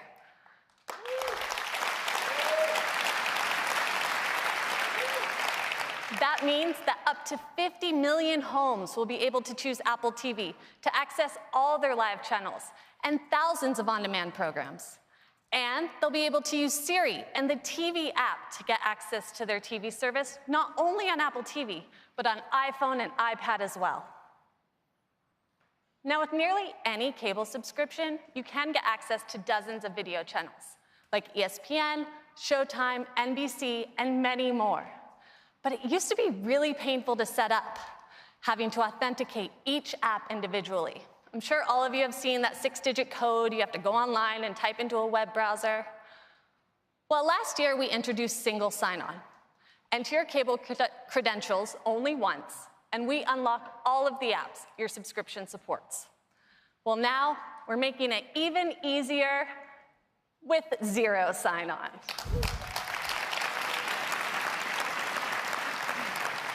So now, if you're on your TV provider's broadband network, we'll securely and automatically unlock all the supported apps included with your TV service. No credentials needed, it just works. Charter Spectrum, this is really awesome. And Charter Spectrum will be the first to support zero sign-on, and we'll be adding more providers over time. We're also giving you even more options for ways to control your Apple TV. For example, you can get quick access on your iPhone, where Apple TV users will get the Apple TV remote automatically added to Control Center. And for those that have installed home control systems, we're working with the leading providers so that you can use their remotes to control your Apple TV, even including support for Siri. At Apple, I love working with an amazing team, designing for a product that I enjoy every day and on the biggest screen in my home. I get to watch all my favorite movies, TV shows, and more. Over 48 million songs, including the best metal on Apple Music. All of my photos, videos, and memories, as well as thousands of apps and games that many of you have built. And Apple TV brings some amazing views right to my living room with aerials. Now, one of the questions I get asked the most about aerials, especially by my family members, is, where is this? Well, this fall, with just a tap of the Siri remote, you'll now be able to see every aerial location.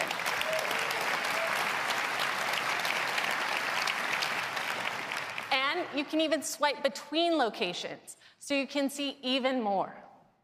And today, I have an incredible new location to share with you.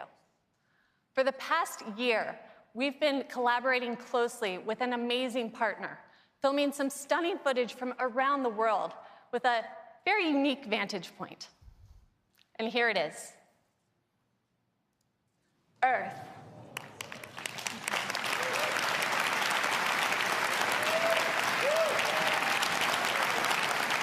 This is filmed by astronauts aboard the International Space Station. You can see Sicily just off the boot of Italy, and check out that Mediterranean Sea. The blue is just phenomenal. So here's a fun fact. The space station makes an orbit every 90 minutes. So that means they get 16 sunrises and sunsets every day. And with all those sunsets, nighttime can be particularly stunning, the way those urban areas pop with light. Here we are flying over South Korea toward Japan. You can see Tokyo coming into view at the top, some distant stars, and even the upper reaches of the Earth's atmosphere, which is that orange band enveloping the Earth.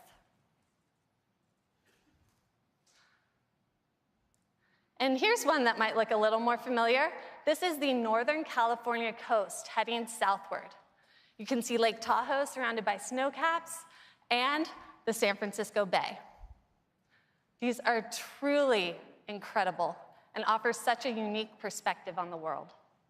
I'd like to give a huge thanks to the International Space Station National Lab and CASIS for all their help in making this a possibility.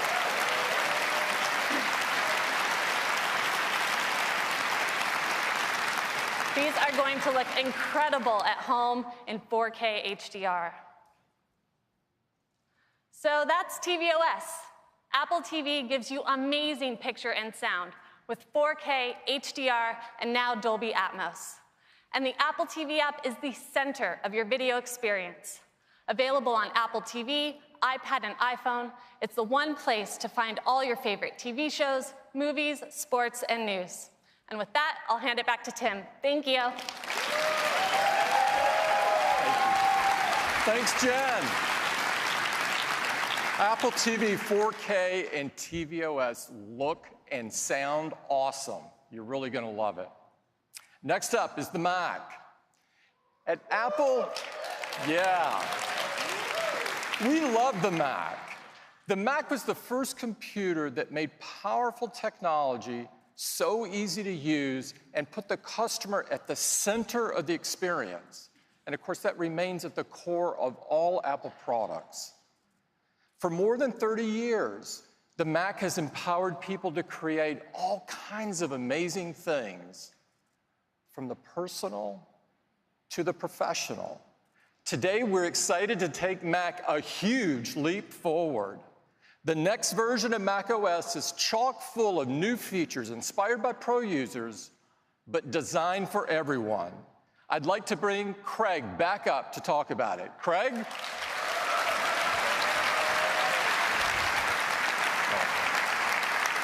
Hello again.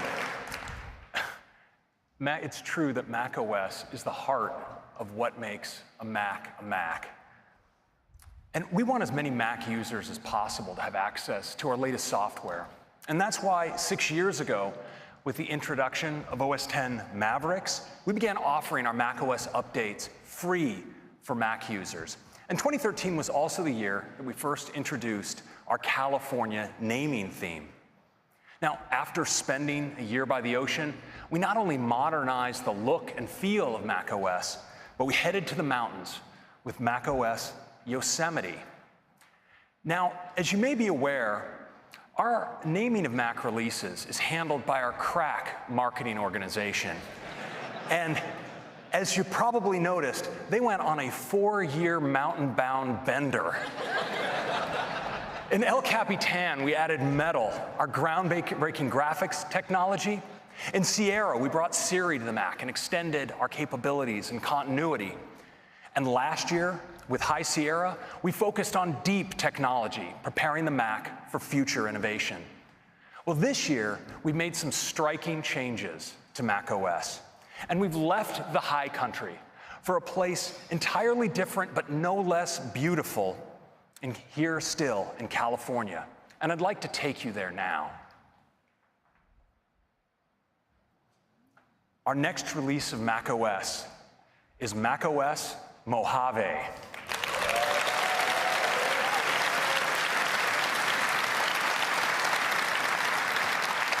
Now, Mojave is beautiful during the day, but what really captured our imagination was the beauty of the desert at night.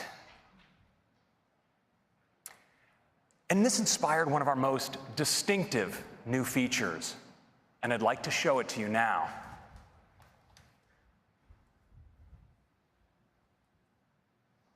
So here we are live in macOS Mojave, and I'd like to show you a new side of Mojave. We call it dark mode.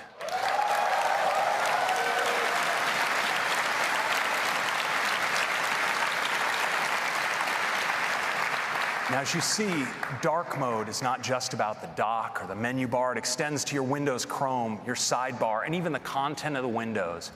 And it's so great for pros. It makes photographic content absolutely pop off the screen. It's just gorgeous. So nice. And this is great not just for photography, but when working on presentations or documents. It's also great doing ordinary things if maybe you're working in a dark environment. You just look at calendar and even mail in dark mode. It's so great. And I think some of us are going to want to run dark mode just because it's so cool. I mean, your emoji look great. Your photos look great. I mean, check out your album art in music or your For You feed in Apple Music. But I think one audience that's going to especially appreciate dark mode are some of you here in this room, our developers, because Xcode looks fantastic in dark.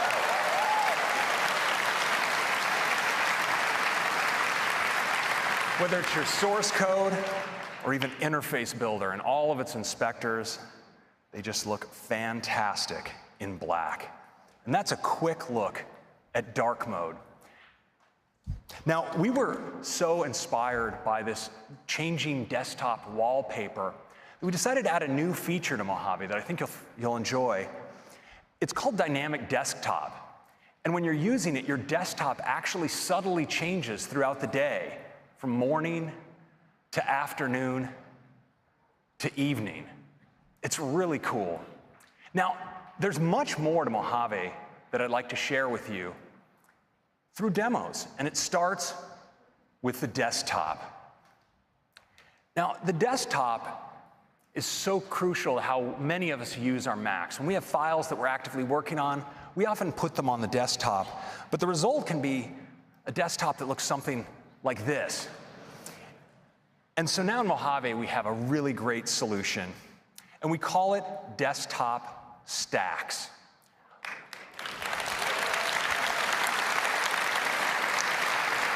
All of the contents of your desktop are automatically arranged into these stacks. And they can be arranged by kind, by date, or even by tag. And they're really easy to use. You just click on them, you can see all the contents in the stack, you can double click to open a document, and put it away. And they stay organized. So for instance, if I bring forward mail, maybe I drag an image out, I want you to watch what happens, because the image flies right into the right stack. Now, you can also scrub your stacks. So for instance, I'll just scrub across this stack. You see I can select between different photos, pick one up. Actually, let me just hide mail here, mid-drag. Got a little excited with with all of my stack action. So I can just drag this out and drop it in just like that. And that's a quick look at stacks. Now, we've also brought some great new changes to the Finder. I'd like to show them to you now. Now, it starts with a new view. We all enjoy using icon view, list view. There's, of course, column view, but now we've added an all-new view called gallery view. Has a big preview up top, a set of thumbnails along the bottom, and it makes it easy to preview images, video, presentations, documents, spreadsheets, PDFs, and of course, with images, sometimes you want to know more detail about, for instance, how they were captured. And now the new sidebar in Mojave really helps because it now supports full metadata. So you can see around your photo the camera you took the photo on, the kind of lens, the aperture settings, and so forth. It's really handy. And you'll notice also along the bottom, there's this new area called Quick Actions. And Quick Actions let you act on the current photo. So for instance, if I have a photo like this and I want to edit it, I don't have to open it and go or do a new app. I can rotate it right here inside the Finder. It's really powerful. Now, this sidebar is available in other views of the Finder. So for instance, I'm just going to bring up the preview pane here, and I'm going to do a multi-selection of a PDF as well as several images. And you'll notice that the Quick Actions area is contextual. So it shows me Create PDF as an option. I'm going to click Create PDF, and it's going to assemble all of these photos into a PDF just like that. But what's really great is these actions are also customizable. So you can create automator actions and assign them to buttons here inside of Finder. So you'll notice that now that I have this PDF selected, I have an option to run a custom automator action that I've created called Watermark PDF. When I click it, my custom action runs, and my document is watermarked, just like that. And those are some quick enhancements to the Finder.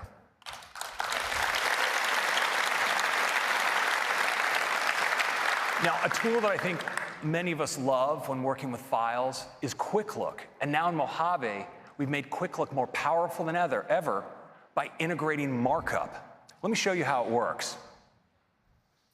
So you see down here, I have a permission slip in its PDF document. I'm just going to tap spacebar to quick look it. And you notice now I have the option to invoke markup. I click, and now I have access to my markup tools, including my ability to sign this document.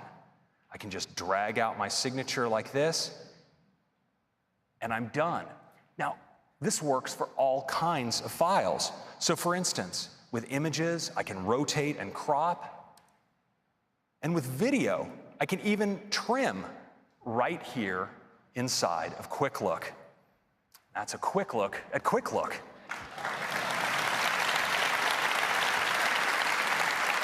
Next, I want to talk about how we capture content on our Mac, because one of the tools I think many of us use all the time is screenshots. And we've made screenshots more powerful than ever in Mojave. So let's take a look here at a web page, and I'm just going to take a screenshot in the traditional way. I'm going to screenshot a selection of the page, and I want you to watch what happens in the lower right. I get a thumbnail instantly of that screenshot.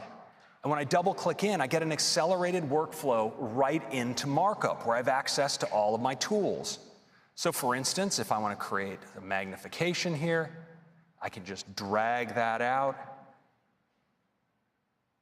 magnify.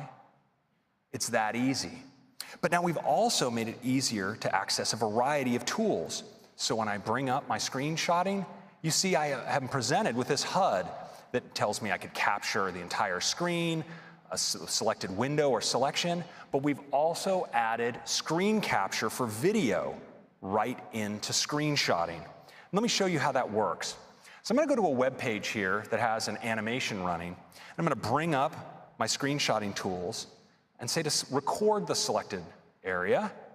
I'll just make a nice selection here. Okay, and I'm recording just like that. Of course, I can manipulate the app. So all will be reflected in my recording. And when I'm done, I can click the stop button right up here. And now you notice I have this thumbnail in the lower right. Well, I can actually pick this up and drag it into a new space and incorporate it right into a document, just like that. Now, we further enhance the way you capture content, and that brings me to continuity. So Mac users love continuity for the way it lets us work across our devices with things like AirDrop, or the ability to unlock your Mac using your Apple Watch. When it comes to capturing content, we all walk around with one of the best content capture devices in the world in our pockets, our phones. And so we wanted to take advantage of continuity to bring that to the Mac with a feature we call Continuity Camera. Let me show you how it works.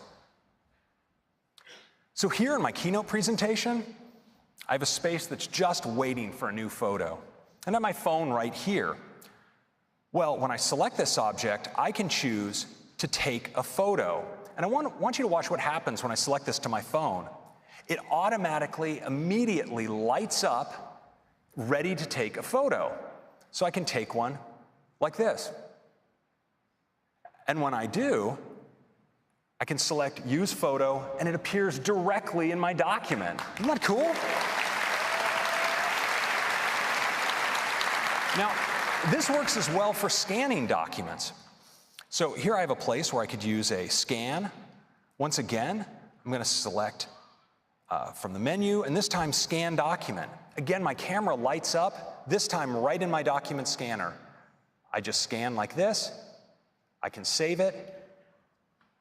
And my scan goes immediately in. I think I forgot to push the save button. Sorry about that, everybody. There you go. Appears immediately in my document.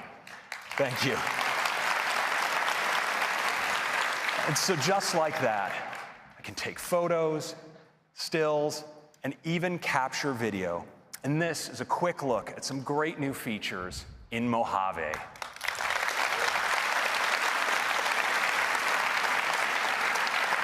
Next, I'd like to turn to apps.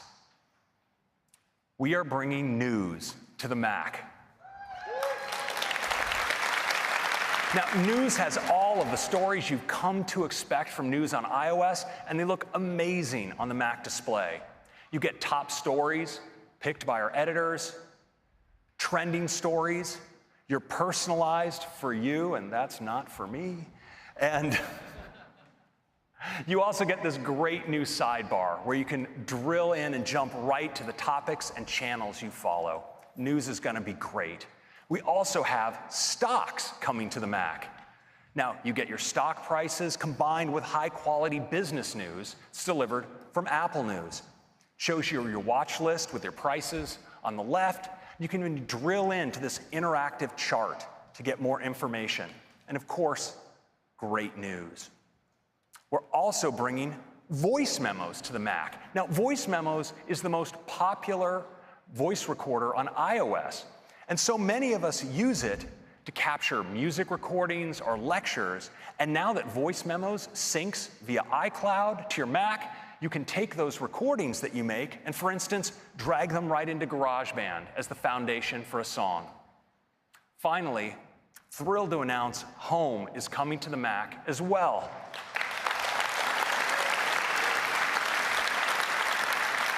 You have all of your accessories here. You can run your scenes as well as monitor your video cameras. And of course, with Siri, you can command your home with your voice. So those are 4 great new apps coming to Mojave. Thanks.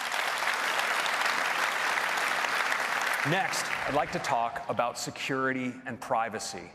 You know, one of the reasons that people choose Apple products is because of our commitment to security and privacy. And we believe that your private data should remain private. Now, not because you've done something wrong or that you have something to hide, but because there can be a lot of sensitive data on your devices, and we think you should be in control of who sees it. Now, to begin, we protect your information on your devices using state-of-the-art hardware and software. And this year, we're adding greater protections about how apps can access that information. Today, Apple devices check in with you before granting an app access to information like your location. You can tell because you'll see an alert just like this one. And macOS already provides API-level protections for things like contacts, photos, calendar, and reminders. But now in Mojave, we're extending these protections to include your camera and your microphone, as well as protecting sensitive parts of your file system, like your mail database, your message history, and your backups. And all of this is protected by default for any app that you run on the system. Important protection.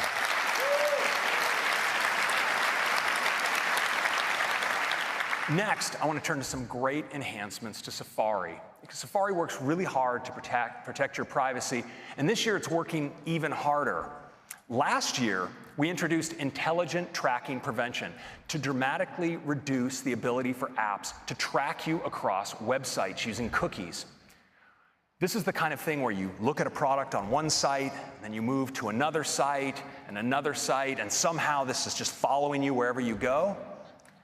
Well, we've all seen these like buttons and share buttons, and these comment fields. Well, it turns out these can be used to track you, whether you click on them or not. And so this year, we are shutting that down.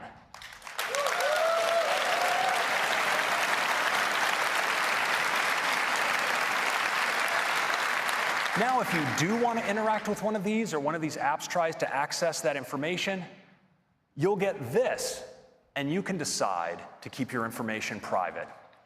Now, next, let's talk about fingerprinting. You know, data companies are clever and relentless. And in addition to cookies, they use another method called fingerprinting. And here's how it works. Just like you can be identified by a fingerprint, it turns out that when you browse the web, your device can be identified by a unique set of characteristics, like its configuration, its fonts that you have installed, and the plugins that you might have on the device. And these data companies can use this set of characteristics to construct a unique fingerprint to track your device from site to site. With Mojave, we're making it much harder for trackers to create a unique fingerprint. We're presenting web pages with only a simplified system configuration. We show them only built-in fonts. And legacy plugins are no longer supported, so those can't contribute to a fingerprint. And as a result, your Mac will look more like everyone else's Mac, and it will be dramatically more difficult for data companies to uniquely identify your device and track you.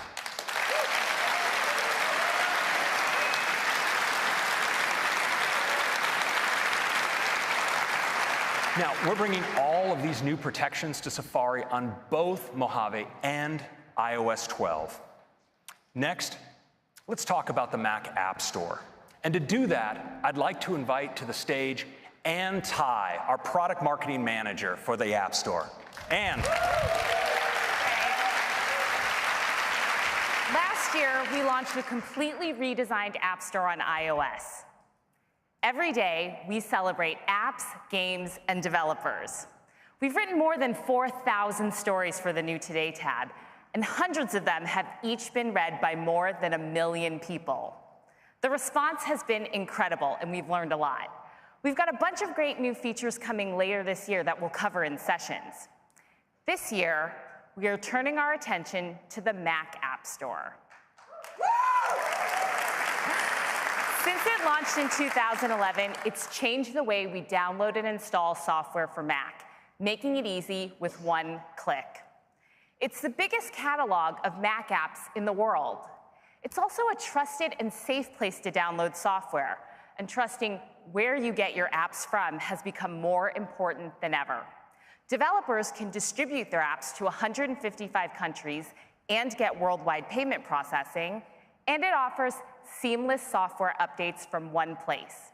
This adds up to a great experience for our users. We've spent a lot of time thinking about what people do on their Macs and wanted to create a place organized around those themes. So we've redesigned an all-new Mac App Store from the ground up, and we're thrilled to show it to you now.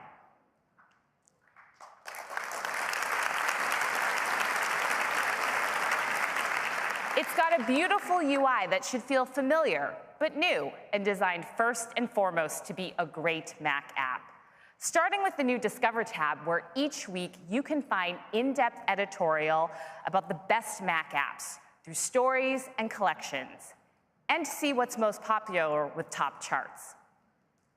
Here's a story about musician and founder Kareem Morsi.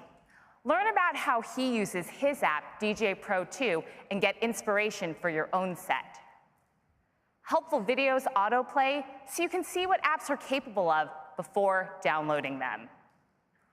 Visit the all-new Create, Work, Play, and Develop tabs, where you'll find helpful recommendations and expertise around each theme. Here's the Create tab, where you can find apps that bring your artistic ideas to life. These tabs will also help you make the most of apps you might already have, with tips and tutorials even the most expert users will find useful. The Work, Play, and Develop tabs share the same beautiful design, and you can still browse by category on the Categories tab. We've redesigned product pages too, bringing many features over from iOS based on our learnings there. It has more useful information, like video previews, available on the Mac App Store for the first time, and apps rank if it's charting and if it's been named Editor's Choice. Ratings and reviews are now front and center, and these are so important for app discovery. So we're introducing a Ratings and Review API for Mac apps. Now it'll be easier than ever for people to leave feedback. We're really excited about the all-new Mac App Store. We've talked to some developers already, and they're really excited too, like Microsoft, who will bring Office 365 to the Mac App Store later this year. And Adobe is bringing Lightroom CC. Panic is bringing Transmit. And Barebones is bringing BB Edit. And many more great names are coming to the all-new Mac App Store too. We can't wait for you to check out the new Mac App Store. Now, I'll hand it back to Craig.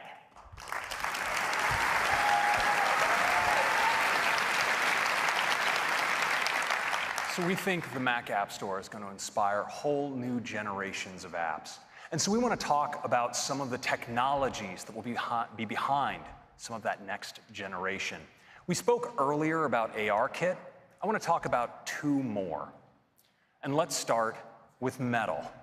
Now, Metal is the technology to get the highest performance graphics and computation from graphics processors.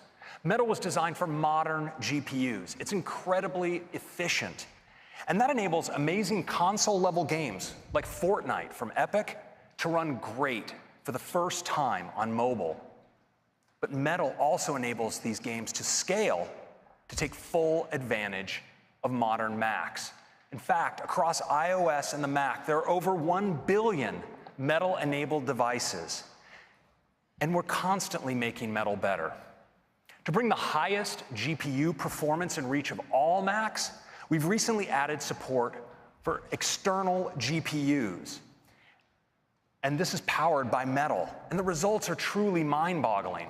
For instance, running a filter in DaVinci Resolve, look at how it scales on the incredibly fast iMac Pro as you add up to 4 eGPUs.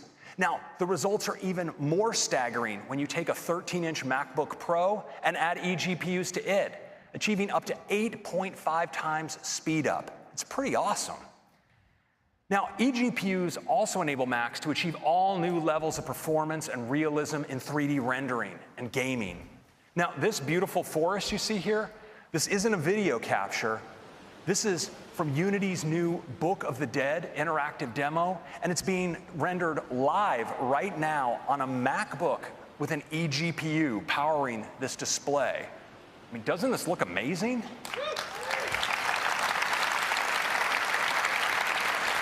Now, of course, because this is rendered live, we can check what's up ahead. So let's start walking. Now, Unity is using Metal's unified graphics and compute to generate real-time lighting and complex post-processing effects. So cool.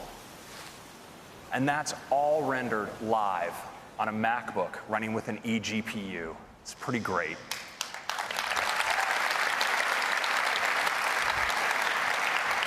Now, another place where we're doing incredible acceleration with Metal is in machine learning.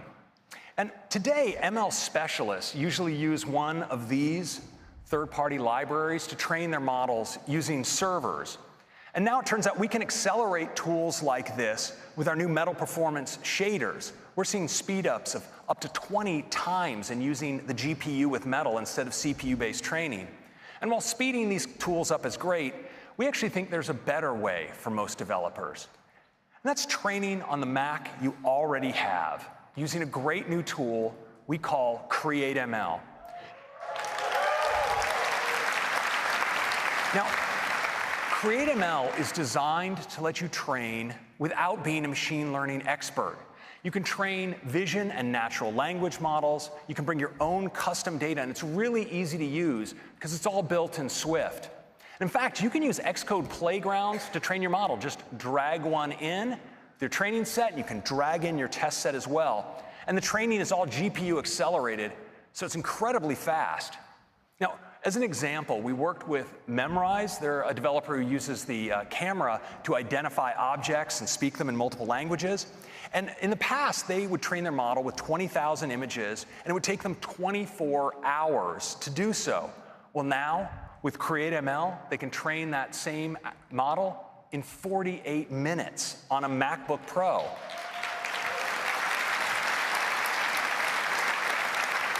And on an iMac Pro, it's just 18 minutes. And what's even more incredible is that model, in the past for them, was 90 megabytes, and now it's just 3 megabytes. It's a huge difference.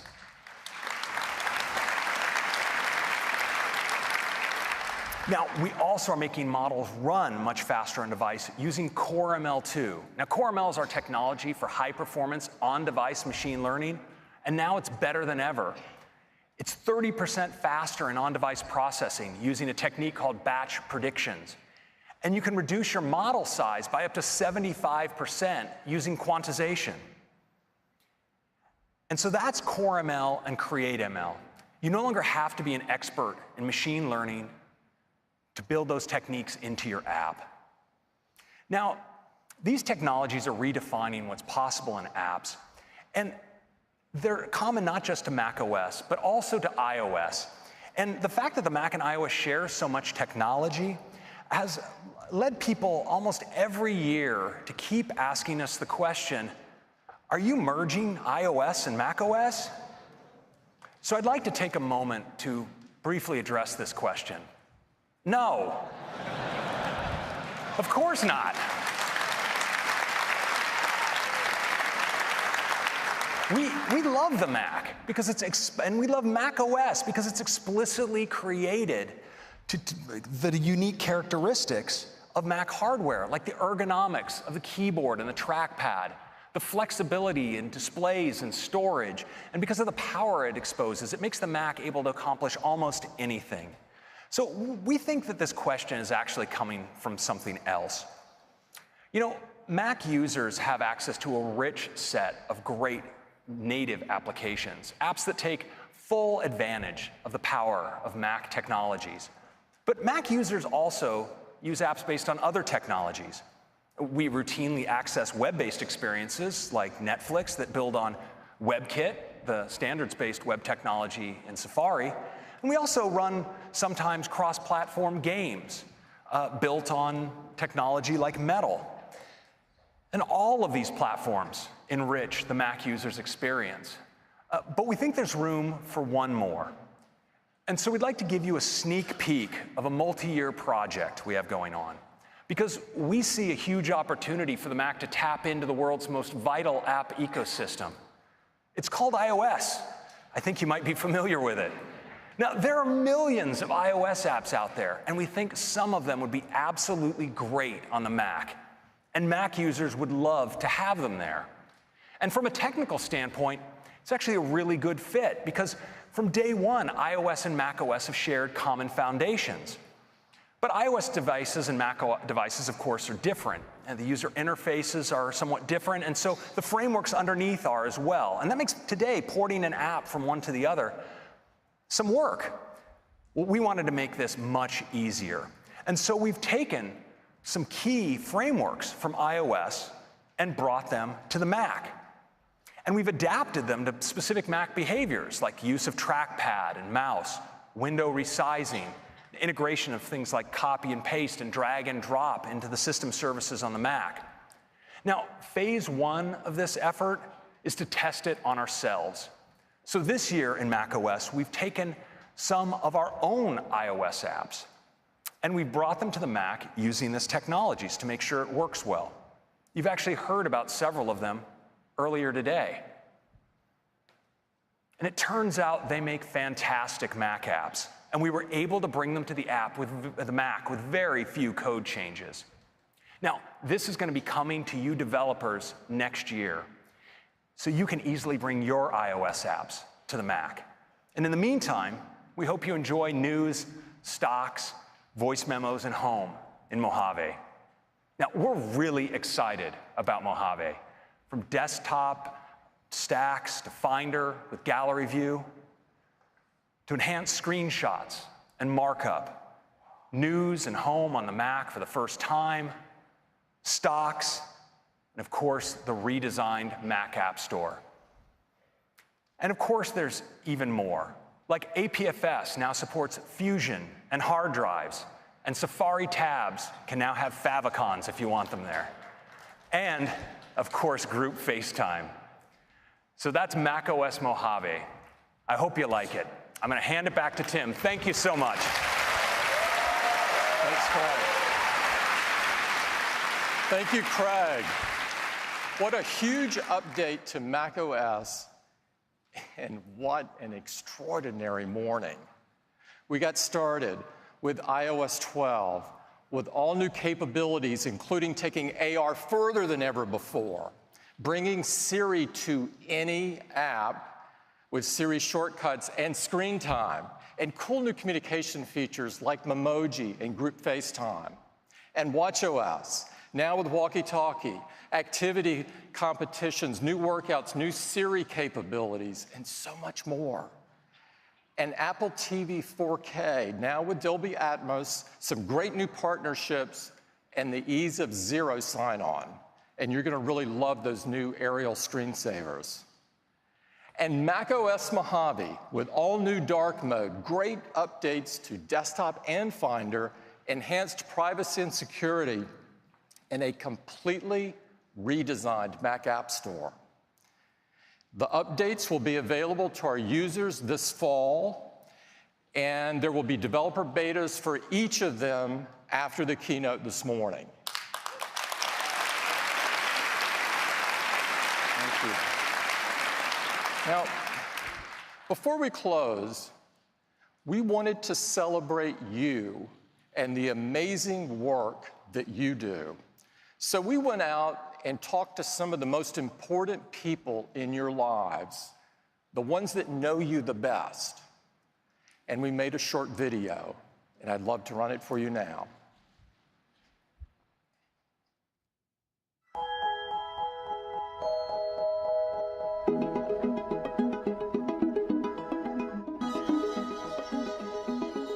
I don't have any idea at all how to create an app.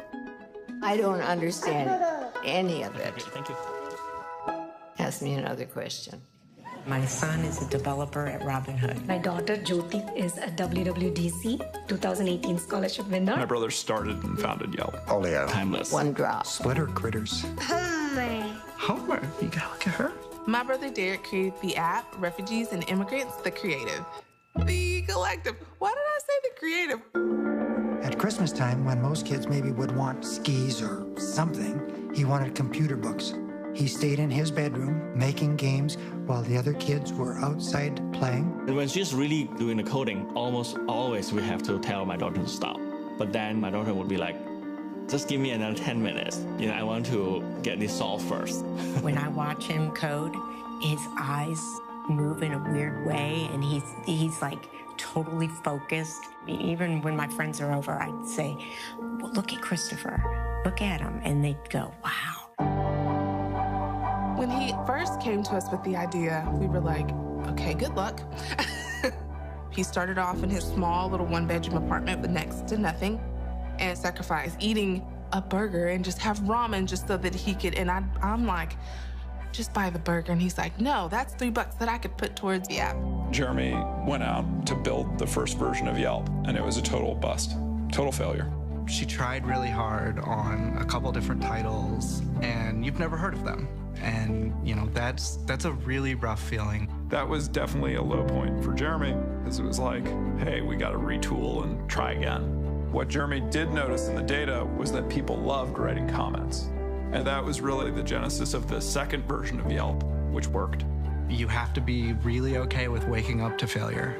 And then at the end of a whole bunch of failures is something that's great. Tessa didn't really think, I want to make an app.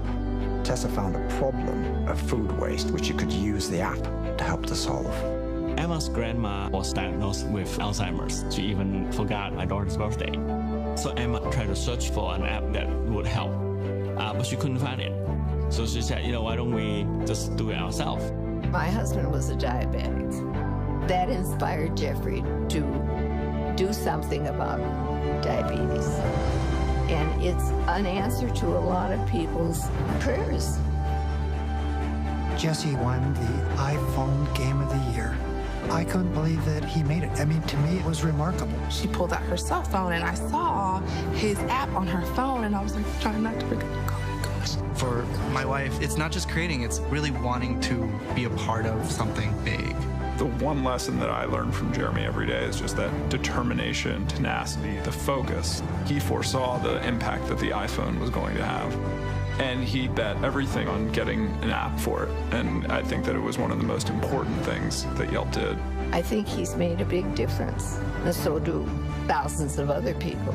She wants to not just learn, also teach others, and it makes me really proud to see her blossom. And as a parent, no better thing is there than your kids do what they want to do. Because it isn't how much money you've made, it's really what changes you've left behind. And she's hoping to leave a lot of change behind.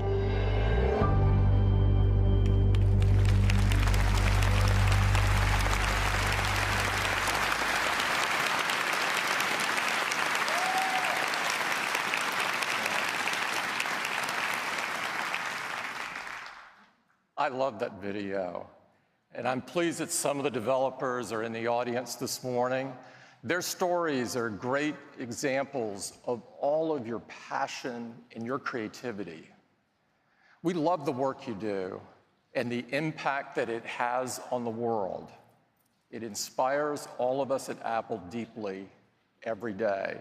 On behalf of everyone at Apple, thank you.